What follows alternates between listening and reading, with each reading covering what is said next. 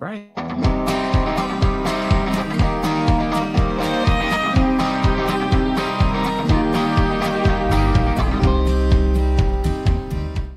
Welcome in, latest episode of that SEC podcast. I'm your host, Michael Bratton. Go by SEC Mike on the Twitters. And look who it is, fresh off an ice storm, senior editor, Athlon Sports, Stephen Lassan. How are you, buddy?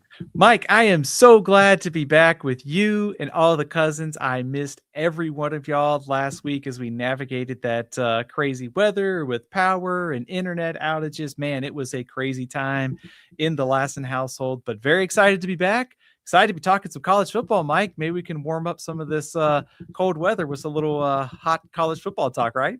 Yeah, no doubt. So, hey, Stephen's here. He's going to drop some knowledge on us, as always. And we love to hit on all 16 SEC teams, if possible, when we got Stephen here. So we got together, and we thought it would be a fun idea to kind of discuss what is the likelihood and what is the path for each SEC team to win more games in 2026. So essentially, regular season only, is your team going to win more games? How do they get there? And the likelihood they do it, and perhaps the biggest game that is standing in the way of getting that done. So we're going to be able to hit on all 16 SEC teams, Stephen. How excited are you to do that? Oh, man, Mike, I'm so excited. Trust me.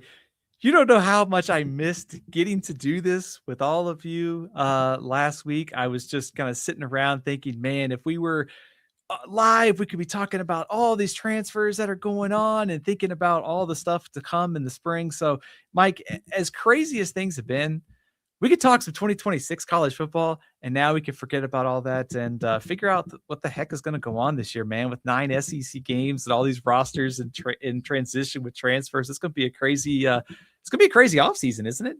It is. And there is one thing, Stephen, I would just love to pick your brain about, because it's been a while, and this may have felt like it was 2 months ago because of all you've been dealing with, but we have not had you on since Dabo went off on Pete Golding and his tampering ways. And I mean, I thought that was going to be like one of the biggest storylines in the sport. And then about 48 hours later, like no one cared about it. But I'm just kind of curious, what were your thoughts? I mean, Dabo went off for, it was like I think it was like 40 minutes. He didn't do it the whole time, but he dedicated a good 20 minutes to firing old Portal Pete under the bus there. Any thoughts on Dabo calling out Pete Golding for tampering 301, as he called it? Mike, I think you said it best there. 40 minutes of Dabo, like it could be like a 5 minute, it could be an email, it could be this. It's like it's like 40 to 45 minutes with Dabo. It's going to be longer than you think. So of course, in true Dabo fashion, he was very extended in his comments. I will say this, I think in credit to Dabo for sort of laying it out there, because we hear all the time these coaches and these teams say my players being tampered with. This team is doing it. Well, name names. Let's see it. You brought the receipts. Let's get it out here in public. I also think you bring up a good point. It was kind of like I thought, wow, this is really going to be big by the time we get to Monday. And then it disappeared. Now, maybe we were dealing with a lot of other things, but also I think that kind of gets at where we're at in college football, which is, we see these things happen. We don't see any penalties from it, and we just move on to like the next tampering or the next transfer saga. I think Clemson made a mistake by not locking him down on the NIL front. That's kind of if Clemson has somewhere to blame, like you also have to take care of your own house and make sure you get your players locked down on the NIL front and the deal. So I would also, it's kind of one of those things, Mike. It's like, if you're not trying to bend the rules, if you're not trying to take advantage into the gray areas, every coach is doing this. Ole Miss probably bent the rules here a little bit and went after Forelli. But at the same time, this is going on pretty much everywhere. And that's why I don't think you see a lot of people this week or over the last couple of days really going too crazy about it, because it's out there everywhere right now. Yeah. And do you buy into the conspiracy at all, Stephen, that Dabo went all in to do this, call out Ole Miss and Portal Pete, or Tampering Pete, as I call him now? He went out on a limb, called him out just to take the spotlight away from the fact he was there to introduce Chad Morris as his freaking offensive coordinator. Like, what an idiot. Well, maybe we can get, I know it was the press conference for that, but nobody talked about that. They talked about Ole Miss and tampering. Maybe it was a little 4D chess by old Dabo. You might be onto something, because I actually totally just went under the radar in terms of the news. It was all, for whatever limited window of time that we saw news of college football, it was that Farrelly, Clemson, and Ole Miss saga. But there was nothing about Dabo and Chad Morris. So I think you may have a point there, Mike. I mean, would you really want to blast out that you're hiring Chad Morris as your OC? No, I would not.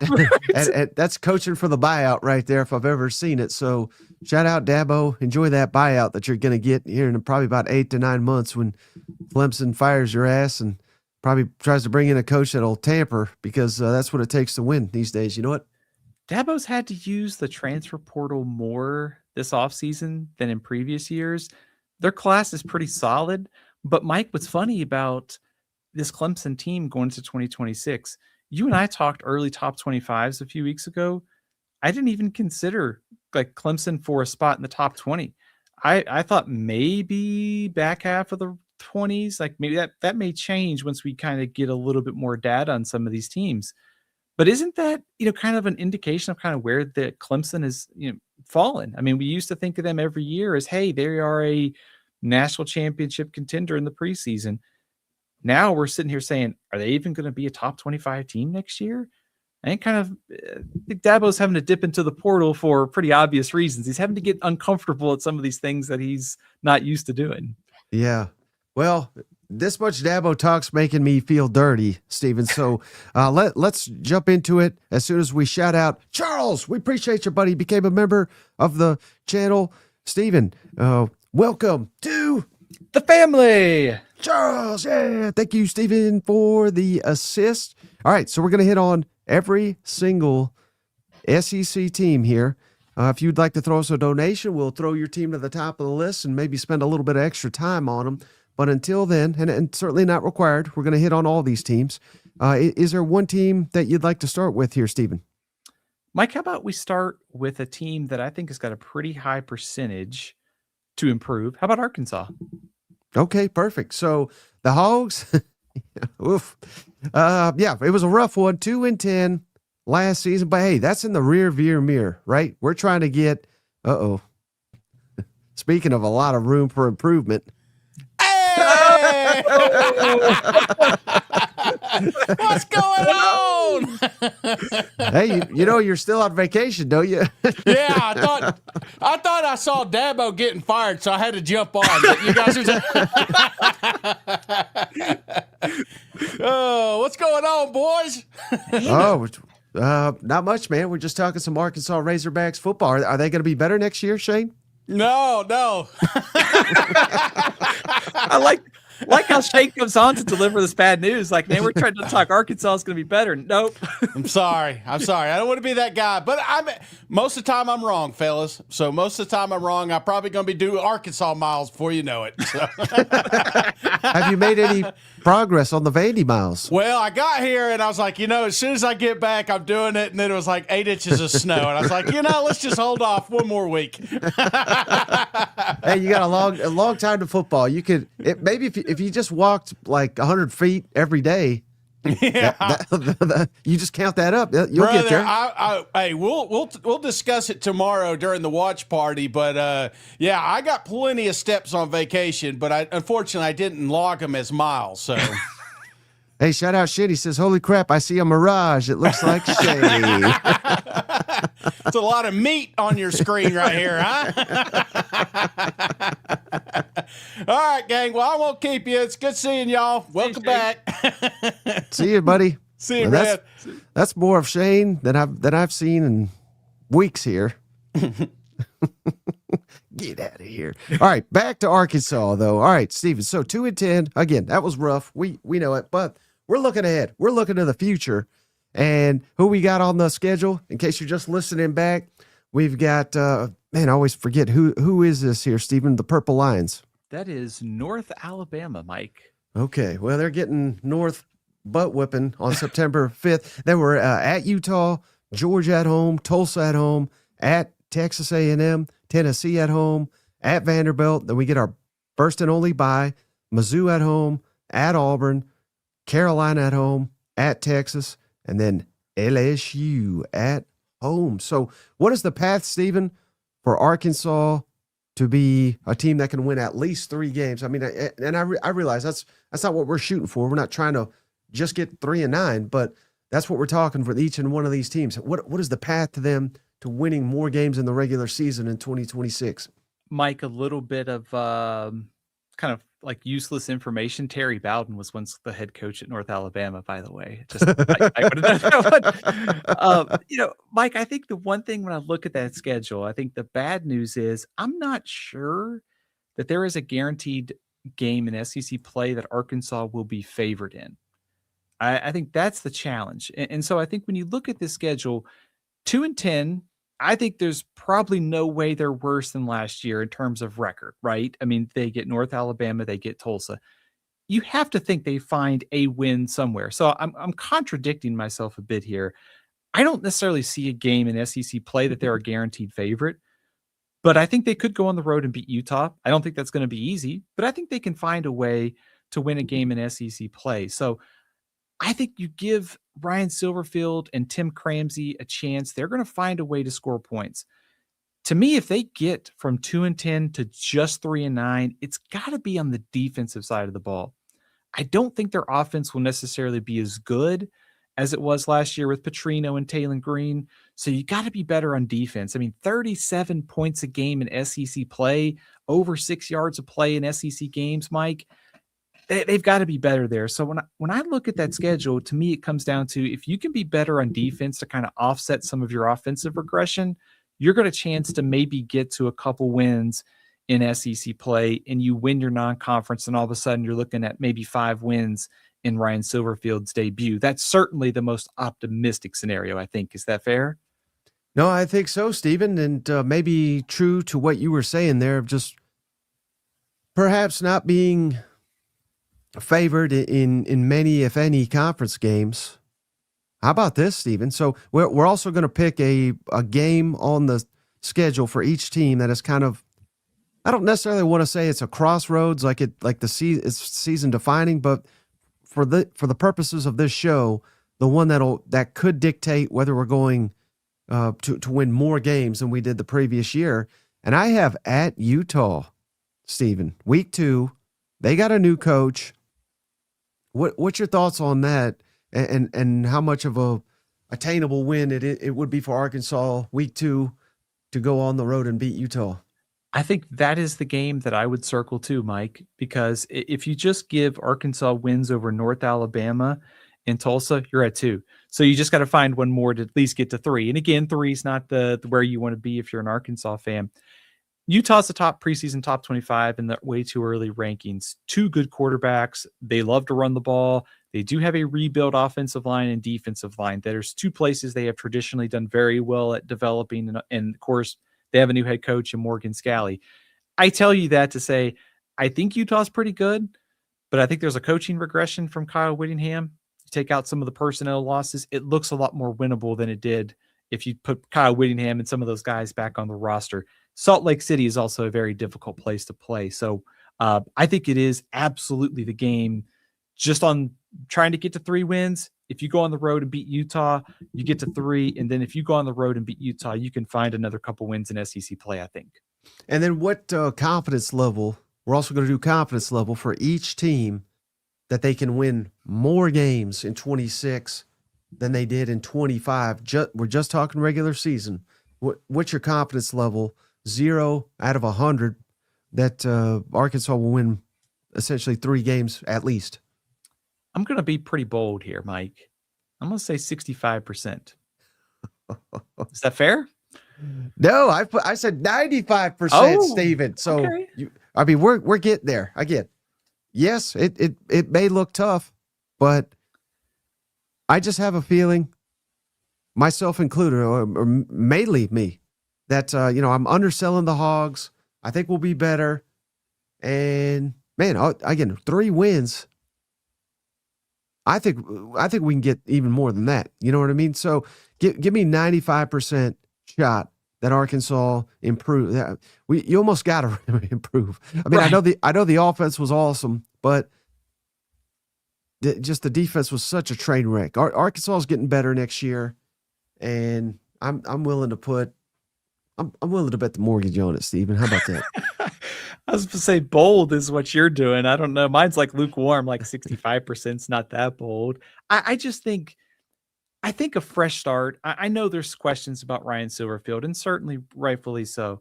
But I do think having two veteran coordinators, I think he has been very good at roster building. I don't know that the ceiling for this team is like an 8-win season, but it does feel like if they can win those 3 non-conference games, Missouri at home, South Carolina is also at home. Like there are a couple games in SEC play where, okay, if this team takes a big step forward on defense, and then by the end of the year, if you you start to get this roster, like those pieces on offense and defense and your transfers hit and it kind of takes hold, you got a chance to get some wins. I think a bowl game's probably a little bit of a stretch at this point, but I think at 2-10, it can't get any worse. So I think the odds of them finding another win and getting to 3 or 4 wins seems to be pretty high to me. Mm-hmm. And maybe this isn't even fair, and maybe this is a discussion for a different day, Stephen, because we do have a lot to talk about. But given the fact, and I know they had Bobby Petrino, and there was forces there. I think a lot of people wanted Bobby to be head coach. They wanted to give him a shot. You know what I mean? But they were the first to fire a coach, and they had such a struggle to replace him. Interviewed, I think, over 24 people for the job.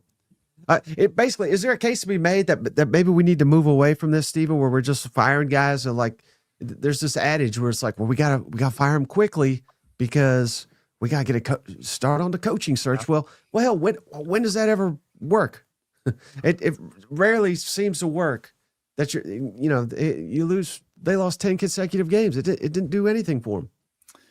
That's a really good question, Mike, because I think there was kind of a trend, and you and I had talked about this during the season. When teams made a firing, it usually came after kind of a loss that was going to be like hard to recover from. Like I think about Oklahoma State losing to Tulsa. It kind of felt like the bottom had dropped out. Like with Sam Pittman, the bottom dropped out after losing to Notre Dame. Like had it been a closer game, I think maybe we're talking about a different story. The outcome is probably still the same, but the timing is a little bit different. So I think you raise a good point. Like with the portal being where it is, does it really matter unless your team has just completely quit? I think that's kind of where I would go with this. So I think maybe in the future, if the portal stays where it is, we probably see some of these firings get moved back because, like you said, there's really not much of an advantage. Now, there were so many teams changing coaches this year, too. When you're over 30 openings, next year's cycle could be a lot smaller. So there could be an advantage. I hate to say it, it kind of almost depends on the time, what kind of year and what the candidate pool could look like. Mm-hmm. All right. Hey, shout out.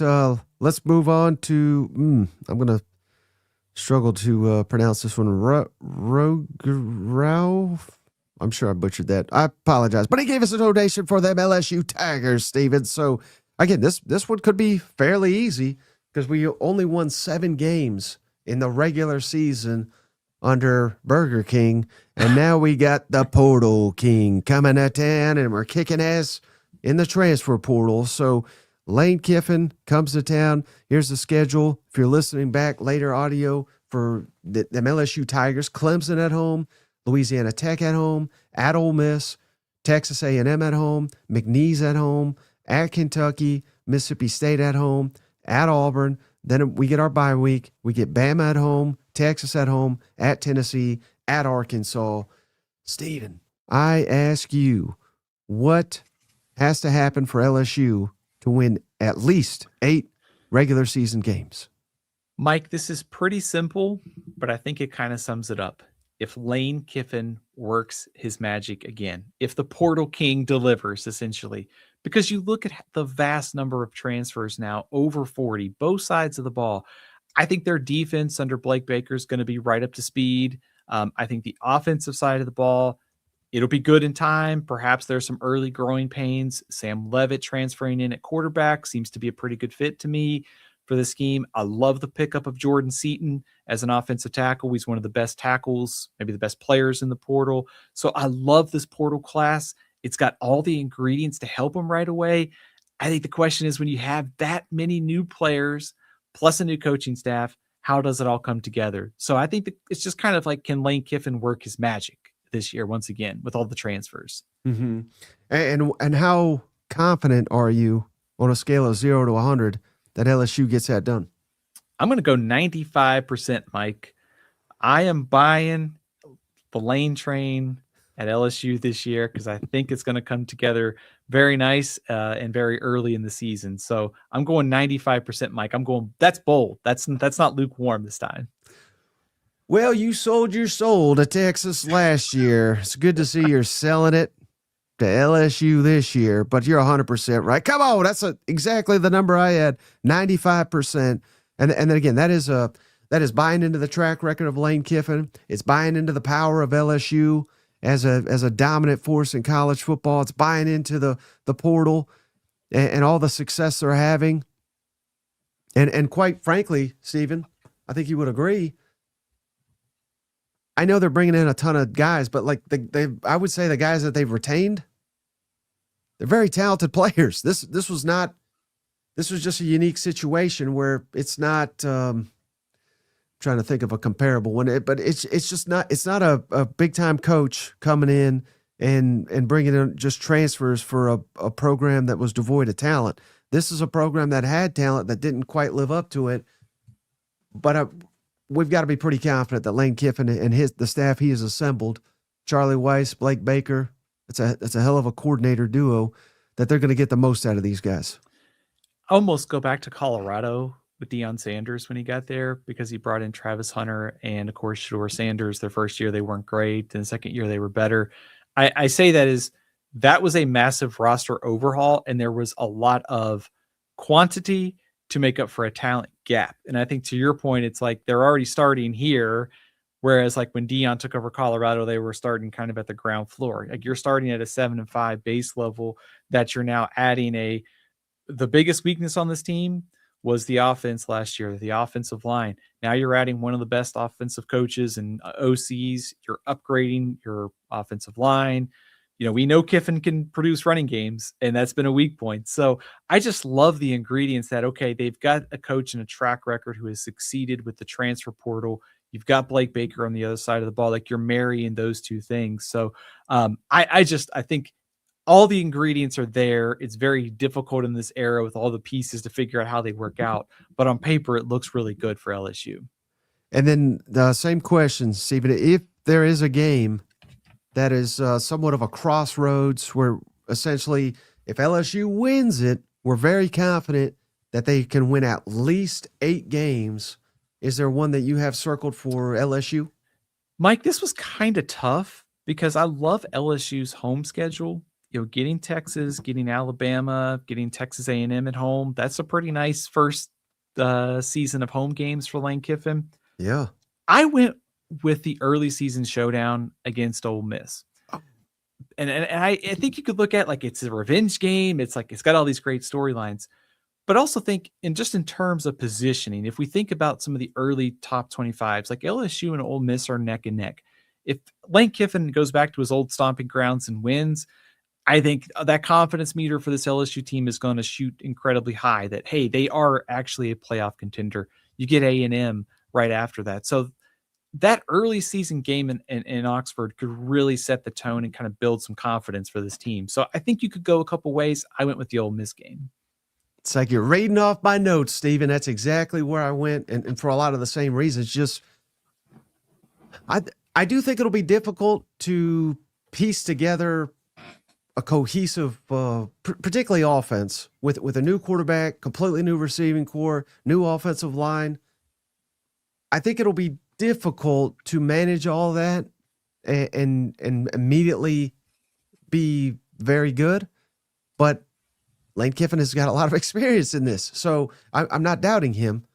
But point being, and I could have easily said Clemson, but They got Steven's already told us how bad they're going to be. So get them out of here. We've talked enough about them. But so I that's why I'm going Ole Miss as well, because I think if you're starting out 3-0, which is not a given who you're opening with here, but if you can get to 3-0, I'm very confident you can get to at least 8-4, if that makes sense. And they got that kind of that bug off last year, not being able to win the season opener. They got that out of the system last year. So Clemson come into their place. All of a sudden, there's no worries about the season opener.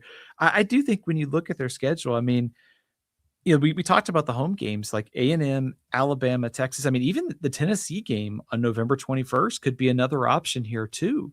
Because if you think LSU is an underdog against A&M, against Alabama, and against Texas, I'm not saying they will be, but if you just say that they are, that's potentially 3 losses. You look at the Ole Miss and maybe the Tennessee games as kind of the biggest swing games on the road. So not saying it's how it's going to work, but I could easily see maybe the odds kind of playing out that way to start the offseason at least. Mm-hmm. All right. Let's see. I believe we had another generous donation here, Stephen. We had shout out Shin, the master. So he's a Indiana and Texas fan. What? That still blows my mind. So let's do Texas, Stephen. I don't know. I didn't know the Indiana had fans, but apparently they do. And his name's Shin. Shout out Texas. Now again, I know they're 10-3 technically, but again, we're doing regular season only. So they won 9 games. So here's the schedule for Texas next season. Stephen, Texas State at home, Ohio State at home, UTSA at home, at Tennessee. Then you get your bye week. You got Oklahoma on a neutral field, Florida at home, Ole Miss at home, Mississippi State at home, at Missouri, at LSU, Arkansas at home, and at Texas A&M. So what's it going to take, Stephen, for Texas to have a better regular season record in 26? I think it's Arch Manning's supporting cast giving him help, because we saw down the stretch, Arch Manning was playing like the Heisman contender, like some idiots on this show predicted he would win at the start of the season. He was playing at that caliber level. I think I saw a stat that said he had the best ESPN QBR rating, number 1 in the country from November to the end of the season. So he was playing at a very high level from then on. So I think if you assume that he picks up and grows from that, you got to be able to run the ball better. Got to have better protection on the offensive line. Got to have more consistency at receiver. Cam Coleman certainly solidifies that. Hollywood Smothers at running back. Raleek Brown, like that thunder and lightning combination could be really good for the Texas backfield. And I think you have to believe that the offensive line kind of find itself down the stretch. They started to play better. Got some transfers coming in to help with depth. So I think, Mike, to me, the answer is if Arch Manning continues to grow, the supporting cast helps him, then this offense really takes off to another level. And that's how Texas goes from 9-3 to 10-2 or 11-1 next year. Mm-hmm. And then what, on a scale of 0 to 100, what is that number, Stephen, that you, percentage confidence wise, that you think Texas can be, again, just regular season improved, so 10-2 or better? Mike, I went with 85%. I do think their schedule's kind of tricky. You mentioned the Ohio State game. They get Ole Miss. They have to go to Tennessee, of course, Oklahoma, at LSU, at Texas A&M. It's not gimmies here, but I'm going to bank on this team growing. I think Muschamp will be fine on defense, and I think, of course, the offense is going to get better. So I went with 85%. I think they get to 10-2 and return to the playoff next year. Right. Well, because you're the president of the Arch Manning fan club, I guess I shouldn't be surprised by that 85 number. I think you're way off on that one, buddy. And again, I'm on record. I think Texas will be better. But what is my confidence? Again, this is the SEC, Stephen. This is Ohio State coming in here as well. So the tricky, like you said. I mean, there's I don't know about outstanding, but I think there's a good possibility that we're 9-3 again. I mean, I don't think that is like crazy talk here. So I'm saying 50% chance, I think, that Texas improves, which would be obviously 10-2 or better. So I'm a coin toss for 10-2 or better. I think those are good odds, but I just think so many things can happen. That's why my confidence is a little bit lower. Also, I'd be curious, did you take into account almost a percentage drop on all these teams to some extent because of the 9-game SEC slate next year? Yeah, for sure. I think it makes it that much more challenging. And particularly, I keep harping on this because I think this is such a huge deal, Stephen, but the 1 bye week, I think that's ridiculous. And I don't know how they ever signed off on that. The last, I believe, several seasons, we've had multiple bye weeks. And I think that's what we deserve, and that's what we should be getting each and every year for the safety of the players, really.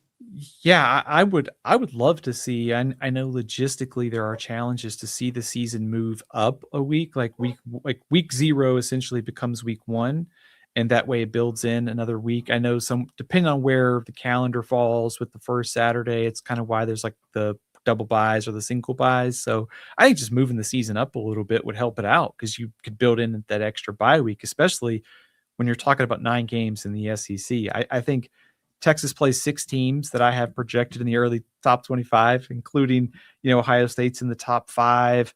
Ole Miss was in my top 15. LSU's in the top 15. Texas A&M top 10. I mean, Mike, this is a brutal schedule, so they could be better, but they could also be 9-3. But that also probably should get them in the playoff if they're losing to Texas A&M, LSU, and Oklahoma at that rate. Mm-hmm. So what would be the game that would be kind of the crossroads for you? I went with Ohio State because it's early in the season. It's a chance to make an early statement. Texas, of course, they beat Oklahoma last year. They've beaten A&M two times in a row here since the reunion in the SEC. But I think a chance to make an early statement against Ohio State, another top 5 team likely this preseason.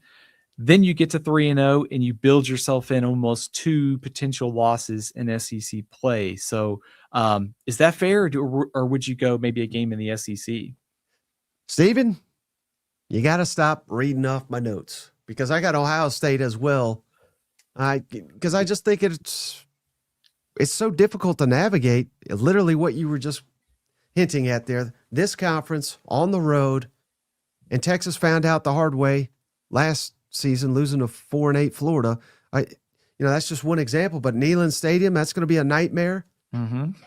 Tiger Stadium with Lane Kiffin now. I mean, hell, even with Burger King, that was a tough place to play. Kyle Field is going to be a madhouse. Even Missouri is capable of beating you on their turf. So if you beat Ohio State, I don't want to say mulligans, but you got a couple of potential losses on the road that I don't think they're going to lose 3 of these road games, if that makes sense. So I think that's why it's so critical if Texas is trying to get to 10 or 2 or better. It's got to start, I think, by beating Ohio State at home. 3 of the last 4 games on the road. That is, I guess in a way that could be good for Texas because by then you give maybe some of these new pieces plenty of time to get acclimated. But also, Mike, I mean, you think about the 9-game SEC slate this year and how your margin for error is already very small, and it's going to be even smaller with this slate. So the road games at the end of the year are going to be a challenge. You throw in the Oklahoma game, of course, on the road in Tennessee. I know there's time off in between the Tennessee and Oklahoma game, but going to Tennessee before you play Oklahoma, going to Missouri before you play LSU, those are some tricky kind of maybe look-ahead spots for Texas. Yeah, and you say it could be good for them. It could be bad. True. Yeah, it could eliminate them for the playoff too. You know what I mean? That's something that should not be overlooked. I would think if Texas loses, let's just say to Ohio State, and they lose to LSU and Texas A&M, I would believe those are all top 15 teams, and I would believe that they should still make the playoff. I know we didn't necessarily see the committee and the poor job they did this year to take into account strength of schedule. But man, if that schedule for Texas and some of these other SEC teams, if there's not some calculation into the rankings next year, there's going to be some real problems probably from the SEC office to the playoff committee next year. Oh yeah, no, I believe it. But you know where there's not a problem, Stephen, and that's with friend of the show, Ultra pouches. Go check them out. Help sponsor the show. Help support the show by go checking them out at takeultra.com. Promo code that SEC to get you 15% off of Ultra pouches, Stephen. Check it out. These are nicotine free. That's great because I can't handle any nicotine in my life. Caffeine free. I'm too caffeinated as it is. They're packed with nootropics. I got to get Shane on these nootropics. So he'll start growing his hair back as soon as he does that. Same kick as a nicotine pouch without the side effects. Go check them out. TakeUltra.com. Promo code ThatSEC for 15% off. I just got my latest shipment of Take Ultra in the mail, and that's why I'm so jacked up to talk some SEC with you, Stephen, because I'm on this Ultra. It's the ultimate guilt-free pouch. Again, go check them out, takeultra.com, promo code ThatSEC to get 15% off. You can't beat it, Stephen. I think it what does it kind of boost, like mental clarity, Mike? I think that's why you're so fired up tonight. You've been taking your Ultra pouches. You're fired up, talk some SEC ball. Which coach could use some Ultra pouches this year? I think number one on that list has got to be Shane Beamer. Because I was thinking about it just this afternoon, Stephen. And I do like Shane Beamer. I think he's a really good coach. I hope he's down there at Carolina forever. But I don't know if he's ever going to live down the fact he basically spiked the football on Texas A&M at halftime about how Carolina owns their ass. He didn't quite say that, but he basically did. And then we all know what happened after that. So he's got to get locked in. You can't just come in here and have a little bit of energy and then in the second half completely disappear. And that's what you need to take Ultra for to get you through the fourth quarter. You know what? Maybe Dabo needs some to perk up this his tenure there. It's trending down. So hey, shout out, who doesn't need it necessarily, Stephen. That's our buddy Glenn Warsaw. Appreciate you, Glenn. Glad to see Cousin Shane back, even if only briefly. Boober Sooners. So let's do Oklahoma next, Stephen. The Sooners, big year, of course, won 10 games in the regular season. So it's going to be a little bit more difficult to improve upon that just because they had such a good season. But here's the schedule for the Sooners in 26. UTEP at home, at Michigan, New Mexico at home, at Georgia. Then you get your bye. Then you get Texas on a neutral field, Kentucky at home, at Mississippi State, South Carolina at home, at Florida, Ole Miss at home, Texas A&M at home, and then at Missouri. Stephen, what is it going to take for the Oklahoma Sooners to have a better regular season record in 26? Mike, I'm going to start by just kind of my big picture thought on Oklahoma is I think it's going to be hard to exceed that 10-2. It's not impossible. I just think it's going to be very difficult. And like we talked about with the 9-game SEC slate, I mean, zero margin for error, especially when you play Michigan in non-conference play. But I think I start from a place of I trust Brent Venables with the defense. Question marks here, and here, whatever they are, they're going to figure it out. I think the biggest, if Oklahoma is going to go from 10-2 to 11-1 or undefeated, to me, it's all about the offense. This offense has to take a massive step forward. It's not just John Mateer playing better. It's got to be the offensive line. They got to be able to run the ball. They got to have better balance. They got to have more consistency, receiver, tight end, all across the board.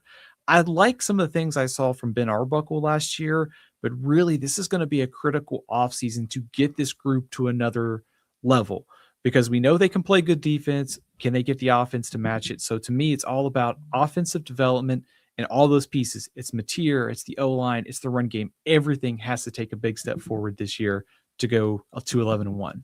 Mm-hmm. Yeah, because again, that is just such a difficult task, particularly with an extra conference game with a road trip to Michigan. So what would be your confidence level, Stephen, that Oklahoma is better record-wise in the regular season? I got about 15%, Mike.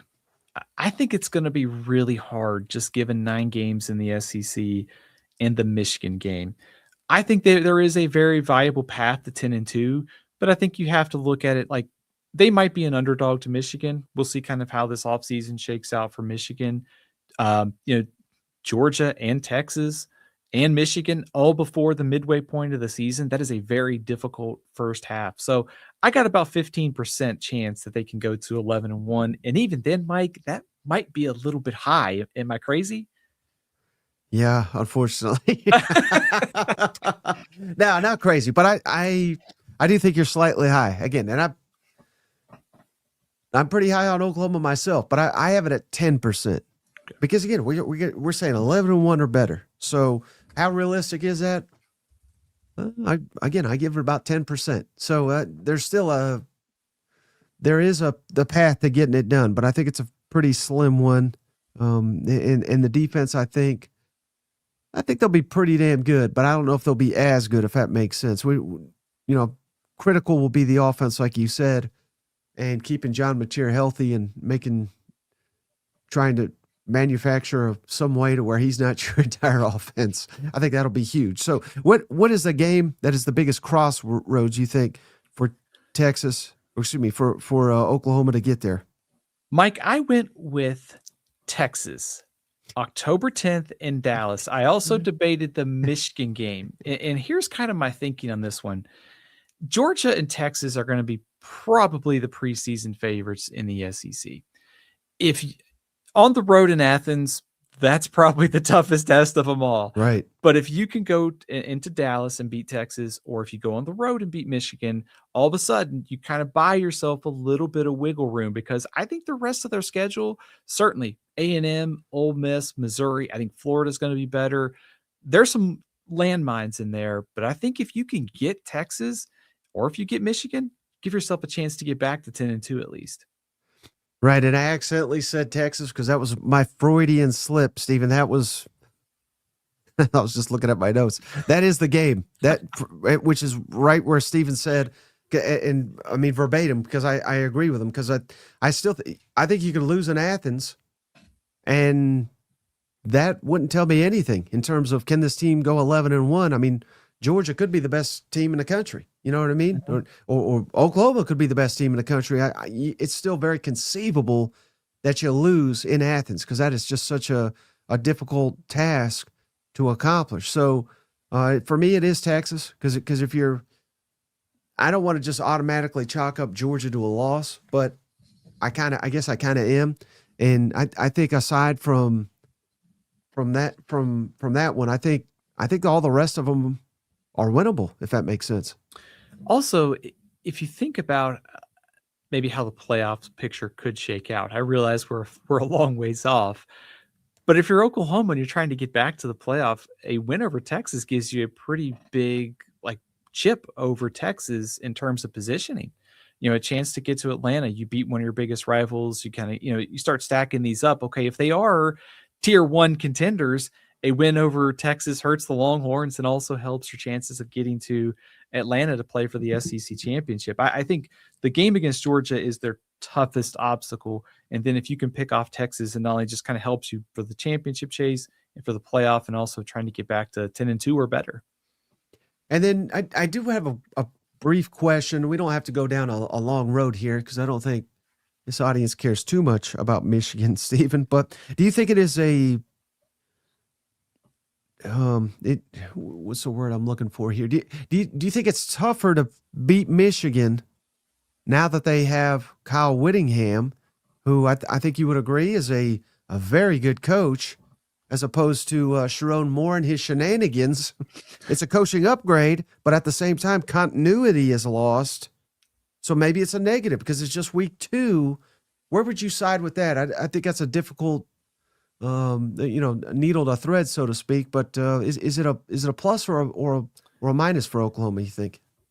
I think it's a plus to get them that early in the season. I do think if you want to get Michigan, I think you want to get them early, because I think, number one, I think Whittingham's a really good coach and they're going to be better by November. But also just thinking about Bryce Underwood in that offense, and we see what Utah has done with quarterbacks that are mobile and they get good arm and they can run. He's going to fit in very well with what Whittingham wants to do. So catching them in game 2 early in the season, I like that odds. I think you almost kind of weigh it as they're getting a coaching upgrade, but the timing works good for Oklahoma. So there's some good and there's some bad in there for the Sooners. Mm-hmm. All right. Hey, shout out Hayden Peters. He gifted a membership, but I can't tell based on his bio whose team he is. So let us know, and then we'll tackle your team. But Stephen Up, the legend, he gifted as well. So let's do Alabama, Stephen, for Stephen Up.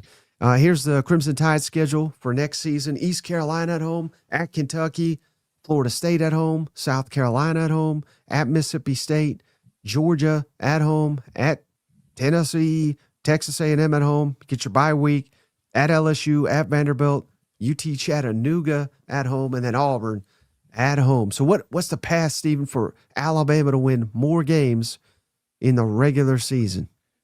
Mike, I've got concerns about Alabama's offensive line and their defensive line and their run game. But let me throw a curveball at you.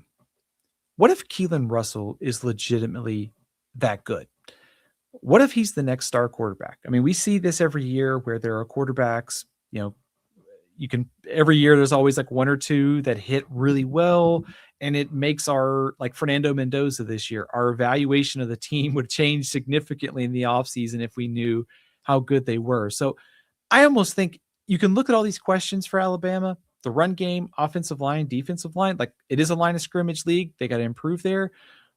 But I'm going to go with a bit of a wild card. I'm just going to say, what if Keelan Russell is legitimately that good and he reaches top tier status and Alabama goes from being a 10-win team to being an 11-win team next year? Yeah, no, I think that's fair. Do you also think, though, Stephen, that it is it's kind of a rough reality for Alabama? Because it used to be, it doesn't matter who the quarterback is. We know we're going to be dominant around them. Give no disrespect to Greg McElroy, A.J. McCarron. I mean, these are prolific college quarterbacks, right? But not necessarily world beaters necessarily, even though, again, that's probably disrespectful. But point being, this was before their wild run of Hurts and Tua and Mac Jones and Bryce Young. Now we're sitting here saying, well, maybe his quarterback can save us. Yeah. Welcome to being a Tennessee fan for years and years, but is that the reality Alabama's in now? I also think you could look at this as, what did Kalen DeBoer do in his second year at Washington? Michael Penix took off, and they ended up making the national championship game and played Michigan pretty well in that game. So I'm just kind of thinking, I know Alabama's got all these concerns. I don't know they did enough in the portal to alleviate those concerns. So how do you do it? You find an elite quarterback that could raise the bar. And I think, certainly don't want to forget about Austin Mack in that competition. It's not necessarily the same as Venables in Oklahoma in defense, but it's kind of like looking at Alabama saying they've got these questions, but what if DeBoer and Ryan Grubb can get the most out of the quarterback position and get it to another level? Ty Simpson was very good, but what if these guys, whether it's Russell or Mack, are just great? So it's kind of like offsetting some concerns by maybe getting better at a certain area. Admittedly, I don't love the Adrian Clem hire as offensive line coach. I had watched him 1 year with the Steelers. He's bounced around a bit. He's a very good recruiter. I don't know he's necessarily the best tactician. So I have concerns about some of the hires and some of what they've done in the portal, which I'm kind of thinking, okay, the quarterback maybe just offsets that. Right. Oh, man. I forgot to even ask you about Mike McCarthy, but I don't want to make you cry live on the air, so we're not going to that. So let's discuss Alabama. Stephen, what is the percent chance, 0 out of 100, that Alabama, again, they went 10-2 in the regular season, so that they're going to be better record regular season in 26? Mike, I'm going 10%. Ooh. I think they got a chance to get a push, maybe get back to 10 wins. I think it's going to be hard to get to 11 wins, just given the line of scrimmage questions that we've talked about. Are they better balanced this year? You look at the schedule, Georgia, they've had pretty good success against them in the regular season. Texas A&M comes to Tuscaloosa, and there's the road game against LSU. So, I mean, there's a path there with the schedule. It's not too taxing, but at the same time, I do have some personnel concerns here. Man, I don't know how you hacked me, Stephen, but you did it. I got 10% as well for Alabama. Again, I'm not completely writing them off. I do think, like you said, a same record. Again, we're not doing that. We're just doing more or less, but I think 10-2 is perhaps realistic. And let me just guess, because I think you've seen my notes, so you're just stealing off me. But the Crossroads game, it's got to be Georgia, right? Because if we're beating Georgia, that's in my mind, that's got to be the critical game to where I feel pretty good. At LSU is going to be extremely difficult, but if we're good enough to beat Georgia, maybe at Tennessee. But is there a different Crossroads game for Alabama that you have other than Georgia? Mike, I actually went different. Right. I actually, it's kind of funny because I was sitting here going, man, they've had such great success against Georgia in the regular season, and then thinking about the SEC championship game. But I actually went with LSU on November 7th. And here's kind of why. I think, much like Michigan, I think it's better to get LSU early because they've got all these new pieces. But I think by November 7th, if Alabama, if they lose to Georgia, if they lose to Tennessee or Texas A&M, you're sitting there at 2 losses. That LSU game could kind of make or break the season. And we'll find out just how good LSU is and, frankly, how good Alabama is, because maybe Keelan Russell or Austin Mack really takes off by then. So I kind of said Georgia's the preseason favorite. Probably, given Alabama's had a lot of success, I still like Georgia in that game. Kind of give that crossroads moment to LSU on November 7th. Okay. No, I think that's fair. Well, let me put you on the spot for this then. Better coach, because I think it is I think you go either way and kind of be. I think both are legitimate answers, perhaps, but Kiffin or DeBoer, who do you think is a better head coach? I would probably rank Lane Kiffin ahead, but they probably would be almost back to back, I think. Yeah. So basically, point being, these are two of the best in the SEC. I know it's not necessarily gone according to plan for DeBoer right out the gate, but I still have high hopes for him to be in one of the best coaches in the conference. Do you think that's fair? Yeah, I do. And I think I struggle with this, Mike, because you and I, we've lived the Nick Saban era. Like, he's the best coach in college football. There's no way that anybody else can just go in, unless you hire Kirby Smart probably, and do that same kind of run. So there was automatically going to be some regression. And I think we're just kind of seeing Alabama kind of settle in, not necessarily to be a massive step back. I think they're just kind of like figuring out that the rest of college football kind of goes through this, outside of pretty much Georgia and Ohio State right now. I think a lot of teams are going to kind of be 8 wins, 9 wins, 10 wins. And so, I mean, DeBoer's had them in the playoff and on the doorstep. I think he's done pretty good the first 2 years. I think there's some things certainly you can criticize him for.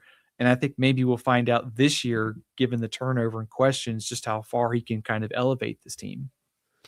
All right, Steven. So our buddy Hayden, cousin Hayden, he let us know that he's a Tennessee fan, Steven. So again, Tennessee went 8-4 last year in the regular season. We're just talking regular season here. So odds they do better in 26. Here's the schedule. Furman at home, at Georgia Tech, Kennesaw State at home, Texas at home, Auburn at home, at Arkansas, Alabama at home, at South Carolina. Then you get your first and only bye.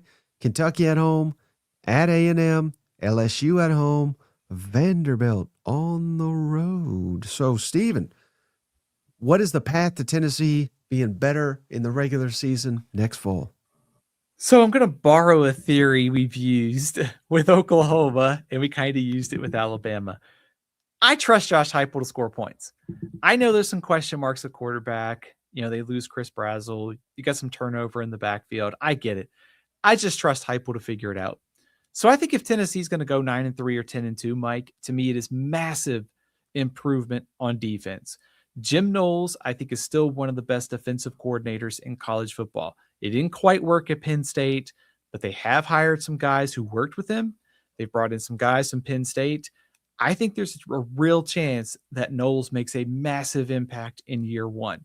So he's got to overcome that narrative that is a 2 to 3 year process, and they've got to hit right away. So I think Tennessee is 9-3 or 10-2. It's because Knowles delivered a top flight defense, which kind of offset maybe some offensive growing pains. Yeah. I've done a little bit of a deep dive on Jim Knowles since he got hired, and some of what they say is true. It's taken him a little while, but and maybe this isn't quite fair because I don't follow Ohio State, but I know they had elite talent. He was an elite defensive coach from day one there. So again, maybe that's a bad example because again, I always say the players matter more than the coaches, and I believe that, and hell, these coaches will tell you that. But I do think he's going to have a lot of talent to work with at Tennessee. So he has shown the ability for it to translate quickly on the field. But what I'm trying to dance around here, Stephen, is surely he knows. I mean, I'm sure he's well aware that whatever he did last year at Penn State wasn't good enough, and thanks in part to his, defense, I got the coach fired. Now I didn't even really watch Penn State, so I don't know exactly what happened there. But point being, I think he's got to have learned something to say, okay, what I spring or off season or what have you, I need to do XYZ a little bit different because it didn't work. And the fact that if he's willing to adapt, I think that could be good for Tennessee. I do too. I almost think the failures of Penn State, and I think if you wanted to kind of unpack why the Penn State defense didn't hit, I mean, number one, they lost, Abdul Carter to the NFL. And I think they had kind of a shortage of good linebackers. It was kind of exposed against UCLA. So they had some personnel challenges, new scheme. And then of course they lost Drew Aller and the season just kind of fell apart. So I don't know if it's all on Jim Knowles. I think that failure could help them sort of find a better runway to fast improvement this year in 2026. Mike, I would also think, and I know you and I have talked about this before, the idea that Tennessee is kind of where they are, that it's hard to go worse if you're Tennessee, right? And so there's a lot of leeway that a coordinator with a better track record, a veteran in Jim Knowles, some personnel improvements from the portal, just having that baseline is probably good enough to get better next season. So I think Tennessee's going to be better on defense. I think to what degree is kind of going to determine whether or not this team is back in the playoff mix next season. Yeah, and for all we know, Stephen Knowles said, well, hell, I want to go coach for somebody that knows what they're doing on offense so we don't get in this situation again. You know what? Yeah, very true. Very true. His defenses worked very well at Ohio State, and even going back when he was at Oklahoma State. It was hard to play good defense in the Big 12, but he did it back some years ago at Oklahoma State. So I know last year sucked. I think he'll be a lot better at Tennessee this year. So what's your confidence level, Stephen, 0 out of 100, that Tennessee improves, which would mean 9 or more wins in the regular season? I'm not just saying this because we saw the great Cousin Shane earlier tonight, Mike. I'm going to go 50%, and I might bump those odds up if Joey Aguilar finds a judge that gets it back on the roster next year. You look at their schedule: Texas, Alabama, Texas A&M, and LSU. I think they could find one victory in there. If those are your biggest swing games, I think Tennessee, if the defense is better, Heupel builds the offense through the season, I think they can get to 9-3 next year. Yeah, I think you were close, Stephen. I'll give you credit, but I went 55%. Oh. So I'm already on record. I think they're going to be better, but I'm not like totally convinced of it necessarily, if that makes sense. So I'm confident. I think it happens, but I could be talked out of it too. Like you said, with the schedule, and I see Sven in the comments here. He's like, they finally got to play a difficult schedule. Good luck, Heupel. He hates Heupel I don't know what Heupel did to him, but point being, yeah, like you said, if I, and again, I don't even know if Joey's the answer, but we know what we're getting from him, right? For all we know, and I sincerely doubt this is the case, Stephen, but for all we know, George McIntyre is a complete bust and Faison is not ready to play, right? So that we have to be honest and say that is a possibility, even though I do not think either one of those will be the reality, but it could be. So, and again, we're trying to win at a high level. We're not saying go 6-6 here. We're saying 9 or more games. So give me 55%. What is the crossroads game for Tennessee that you think they most likely have to win to get to that 9-game mark? Mike, I went with Alabama on October 17th. because I think you could kind of boil this down of, I would guess Tennessee will be an underdog to Texas A&M, and maybe LSU. Of those games, I mean, certainly road trips to Arkansas, road trips to South Carolina, Vanderbilt, they're all going to be very difficult. I'm just trying to parse through what the odds makers might have. That game against Alabama seems to be pretty winnable, given the question marks we have about Alabama. So I think that game against Alabama, if you lose those other three, that's kind of the game that could make or break 8-4 versus 9-3, assuming you win the rest of them that you're probably going to be favored in. No, I think it's fair, but I'm just laughing because you picked the game I picked. Shout out Tracy, $20. We appreciate you. 9-3. Our defense will keep us in games. New strength and conditioning coach also makes a difference. So I think that's an excellent point. They stole Indiana's strength and conditioning coach, who by all accounts, if you talk to or read what the players have said, you read what Kurt Cignetti has said, this guy's been instrumental in Indiana's success. And he was with them at JMU as well. They had a ton of success there. So, yeah, I mean, we always point to the strength and conditioning coach.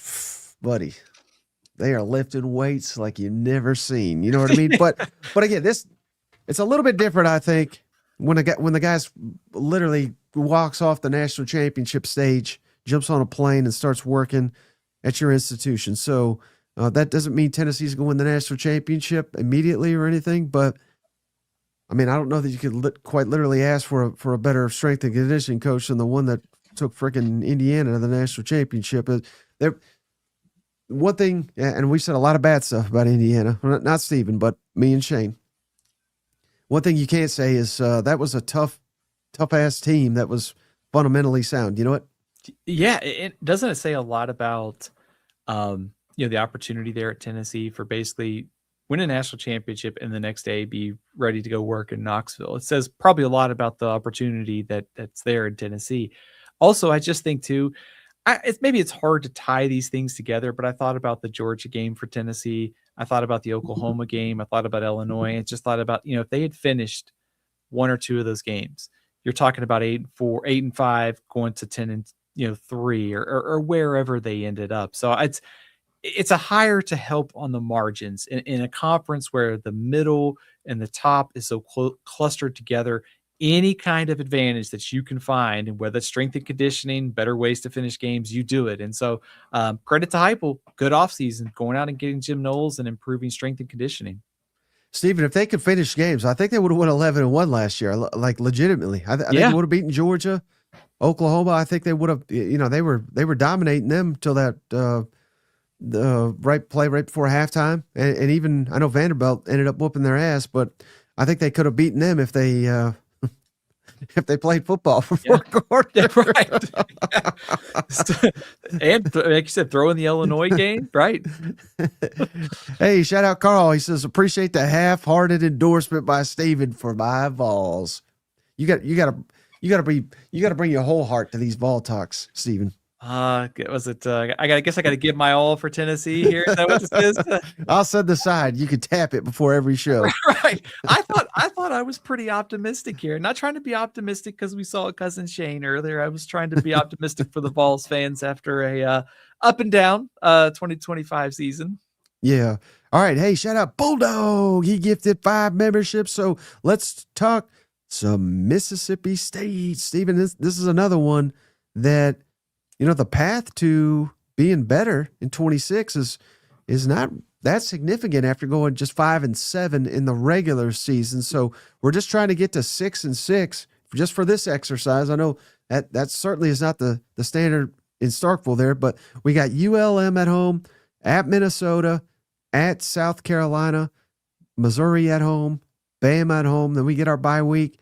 Then we're at LSU, Oklahoma at home, at Texas, Vanderbilt at home, Auburn at home, Tennessee Tech at home, and then at Ole Miss. And Steven, I was already chalking up Minnesota to an easy win. And then I was listening to a podcast earlier today. They said Minnesota might be preseason top 10.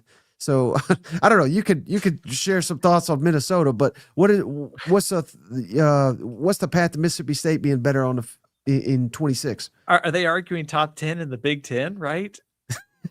I mean, what are we doing here? I think Minnesota does a good job. PJ Fleck does a good job at Minnesota, and they've got a good quarterback and Drake Lindsay coming back. But man, top 10 in the Big Ten might be about where I would have Minnesota this Okay. season. Thank you. Thank you for that sanity. Right. Mike, I think to me, this is kind of simple for Mississippi State and looking at their schedule, I think there is kind of a conversation. I know we're early in the offseason, but is there a chance that this team is better? It just may not show up in the win column because they have that game against Minnesota. They have the 9-game SEC slate. So I think if they want to overcome that, number one, trust factor with Lebby. I think Kamario Taylor is going to have a huge season. I trust Lebby offensively.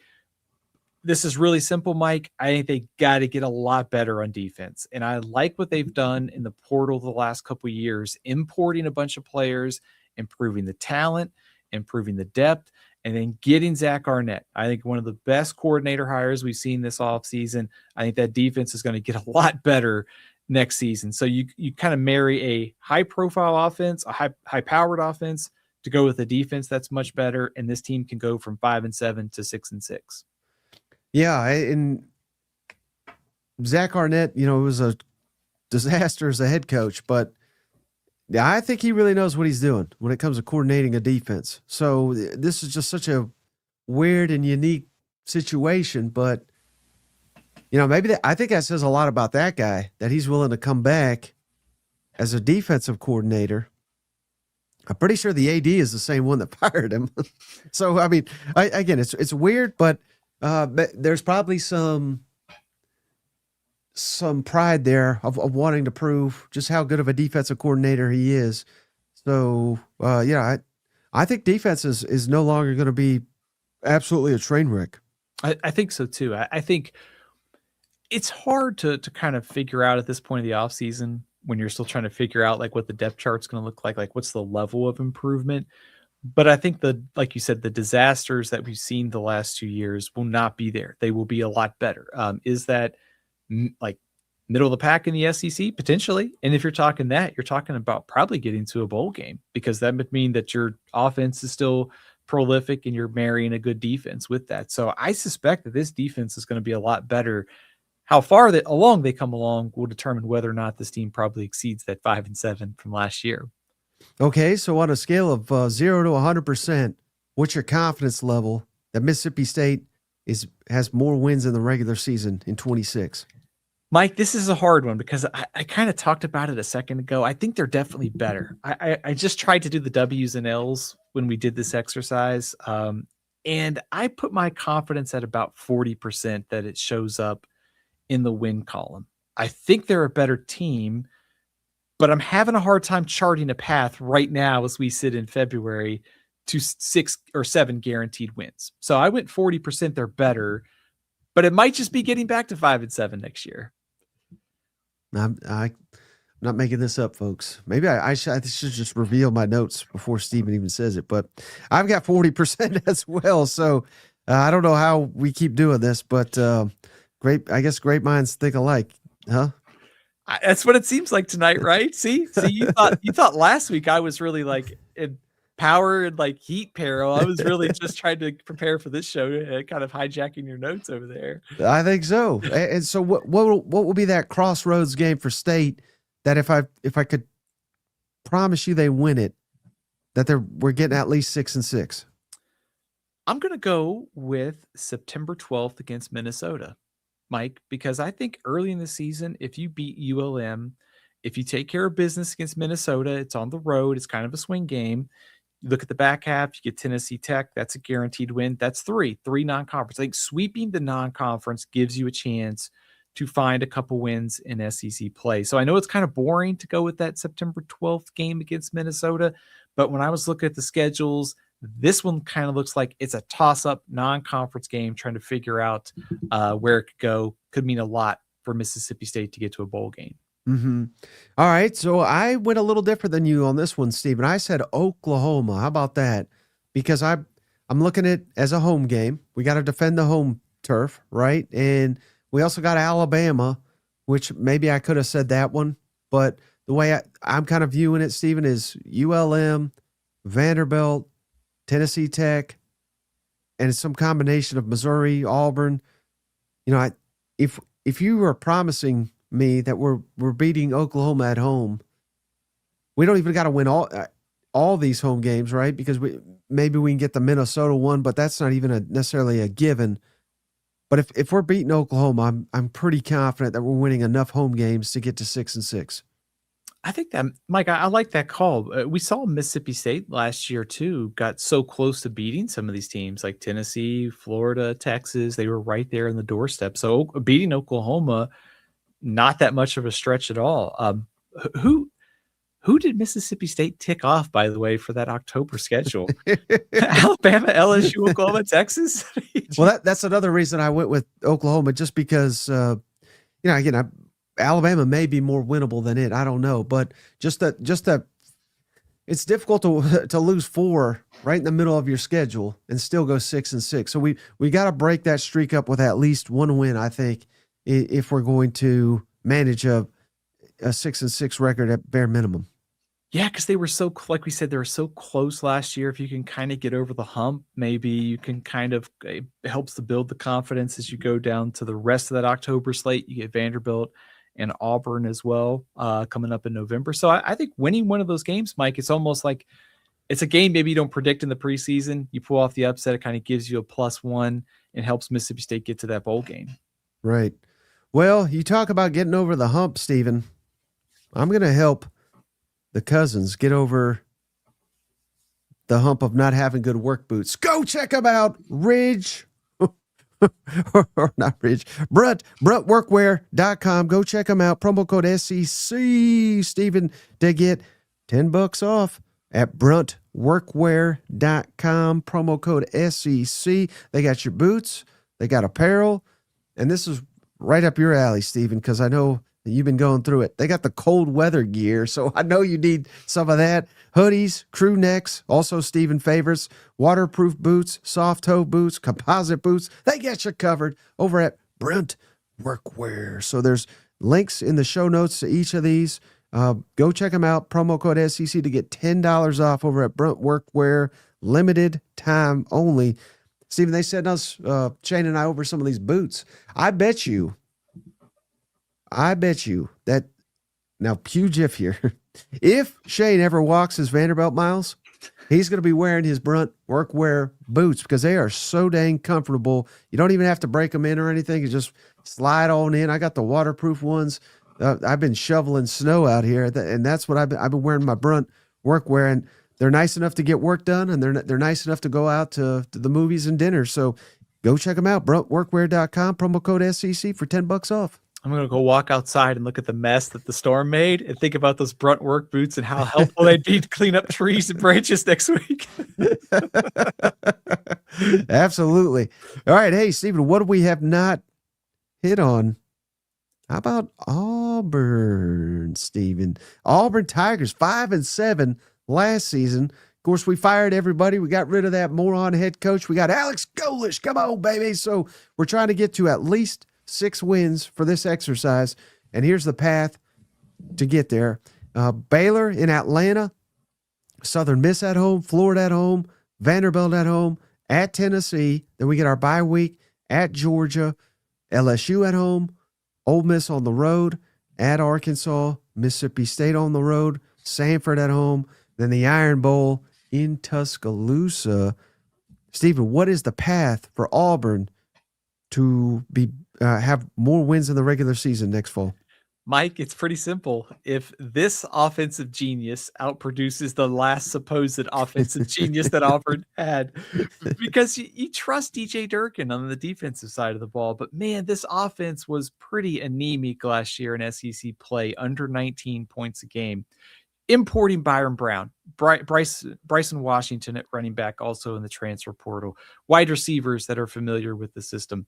I am a little bit concerned about some of the offensive and defensive line turnover, but at the same time, I think Golish will do a much better job of coordinating and developing this offense. So if the offense is better, to go with Durkin's defense, this team could get to 6-6 next year.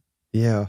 And then what would be your confidence on a scale of 0 to 100 that Auburn is in fact better, so a 6-6 or better in the regular season? I'm thinking big, Mike. I'm going 85% here. Ooh, I like that, Steven. I like it. I also like it because it's different than mine. I went 75%, and I thought I was high on Auburn, but I like the fact that you're at 85. So we're very confident.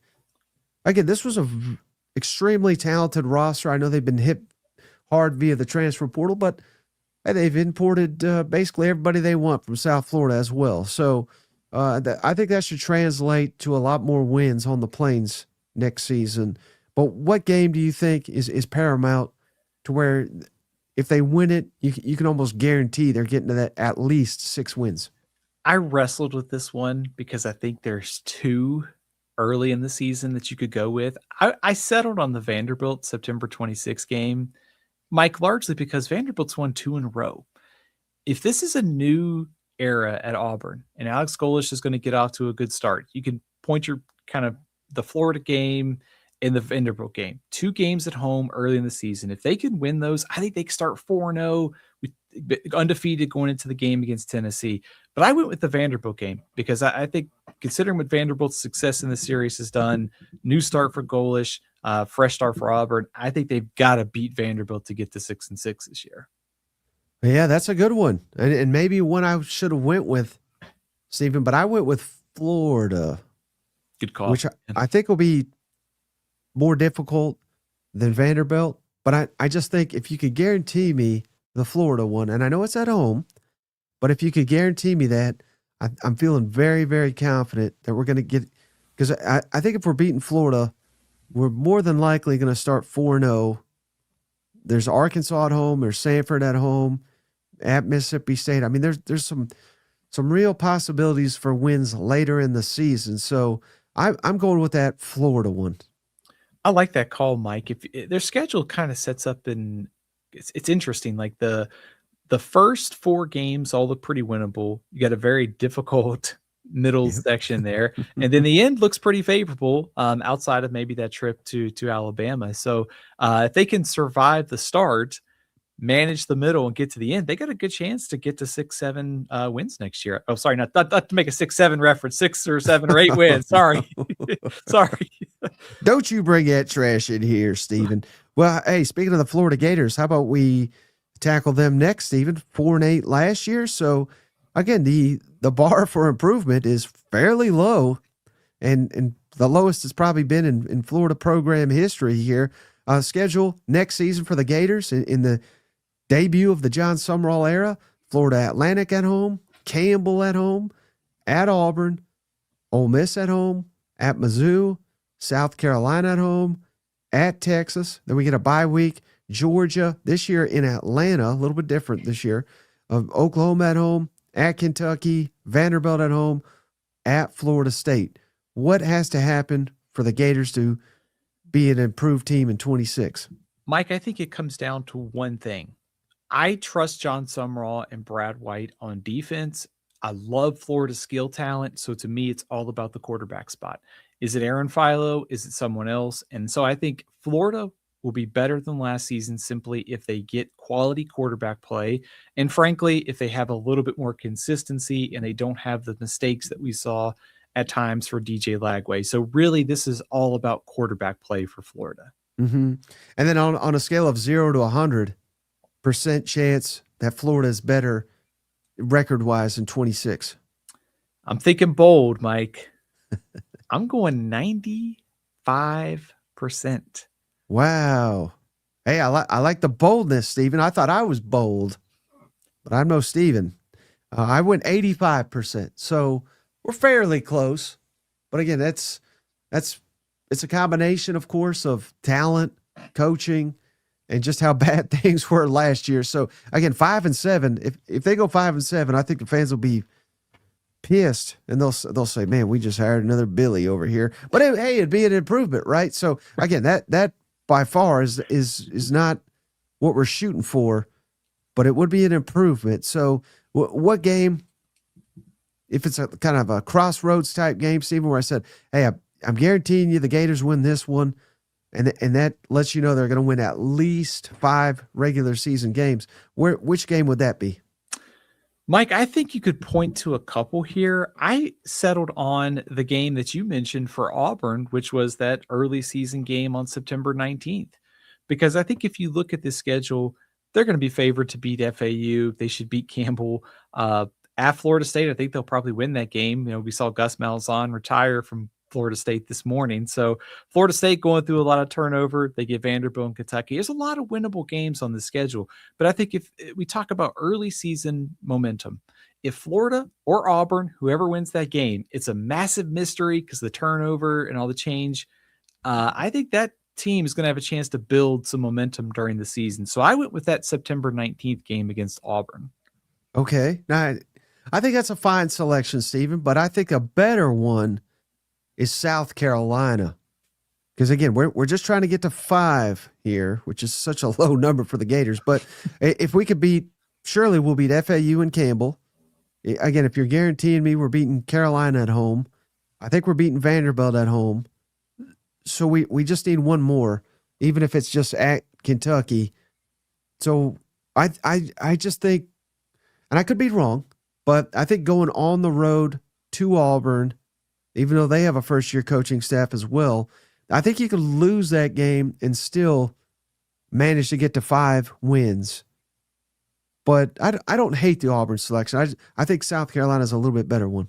I think the Florida-Auburn game might just be one of the biggest swing game toss-up types early in the season. Also interesting, Mike, that game on October 10th with Florida and South Carolina, that is what Florida's really their only home game in October. So they go September 26th, October 10th, and then November 7th. That's a tough stretch right there. They better win it then. Right. Yeah. You can't go that long without a home game. All right. Hey, sticking in alphabetical here, Stephen. How about Georgia? This is going to be a difficult one because they just went 11-1. In improving on that, obviously, you got to go undefeated, right? Again, we're just talking regular season, which if any team goes undefeated, it probably is Georgia. So I'm not saying it can't be done. But here's the schedule for them Dogs. Tennessee State at home, Western Kentucky at home, at Arkansas, Oklahoma at home, Vanderbilt at home, at Alabama, Auburn at home. Then we get our bye week before Florida and Atlanta, at Ole Miss, Missouri at home, at South Carolina, Georgia Tech at home. What's the path for Georgia to be better in the regular season?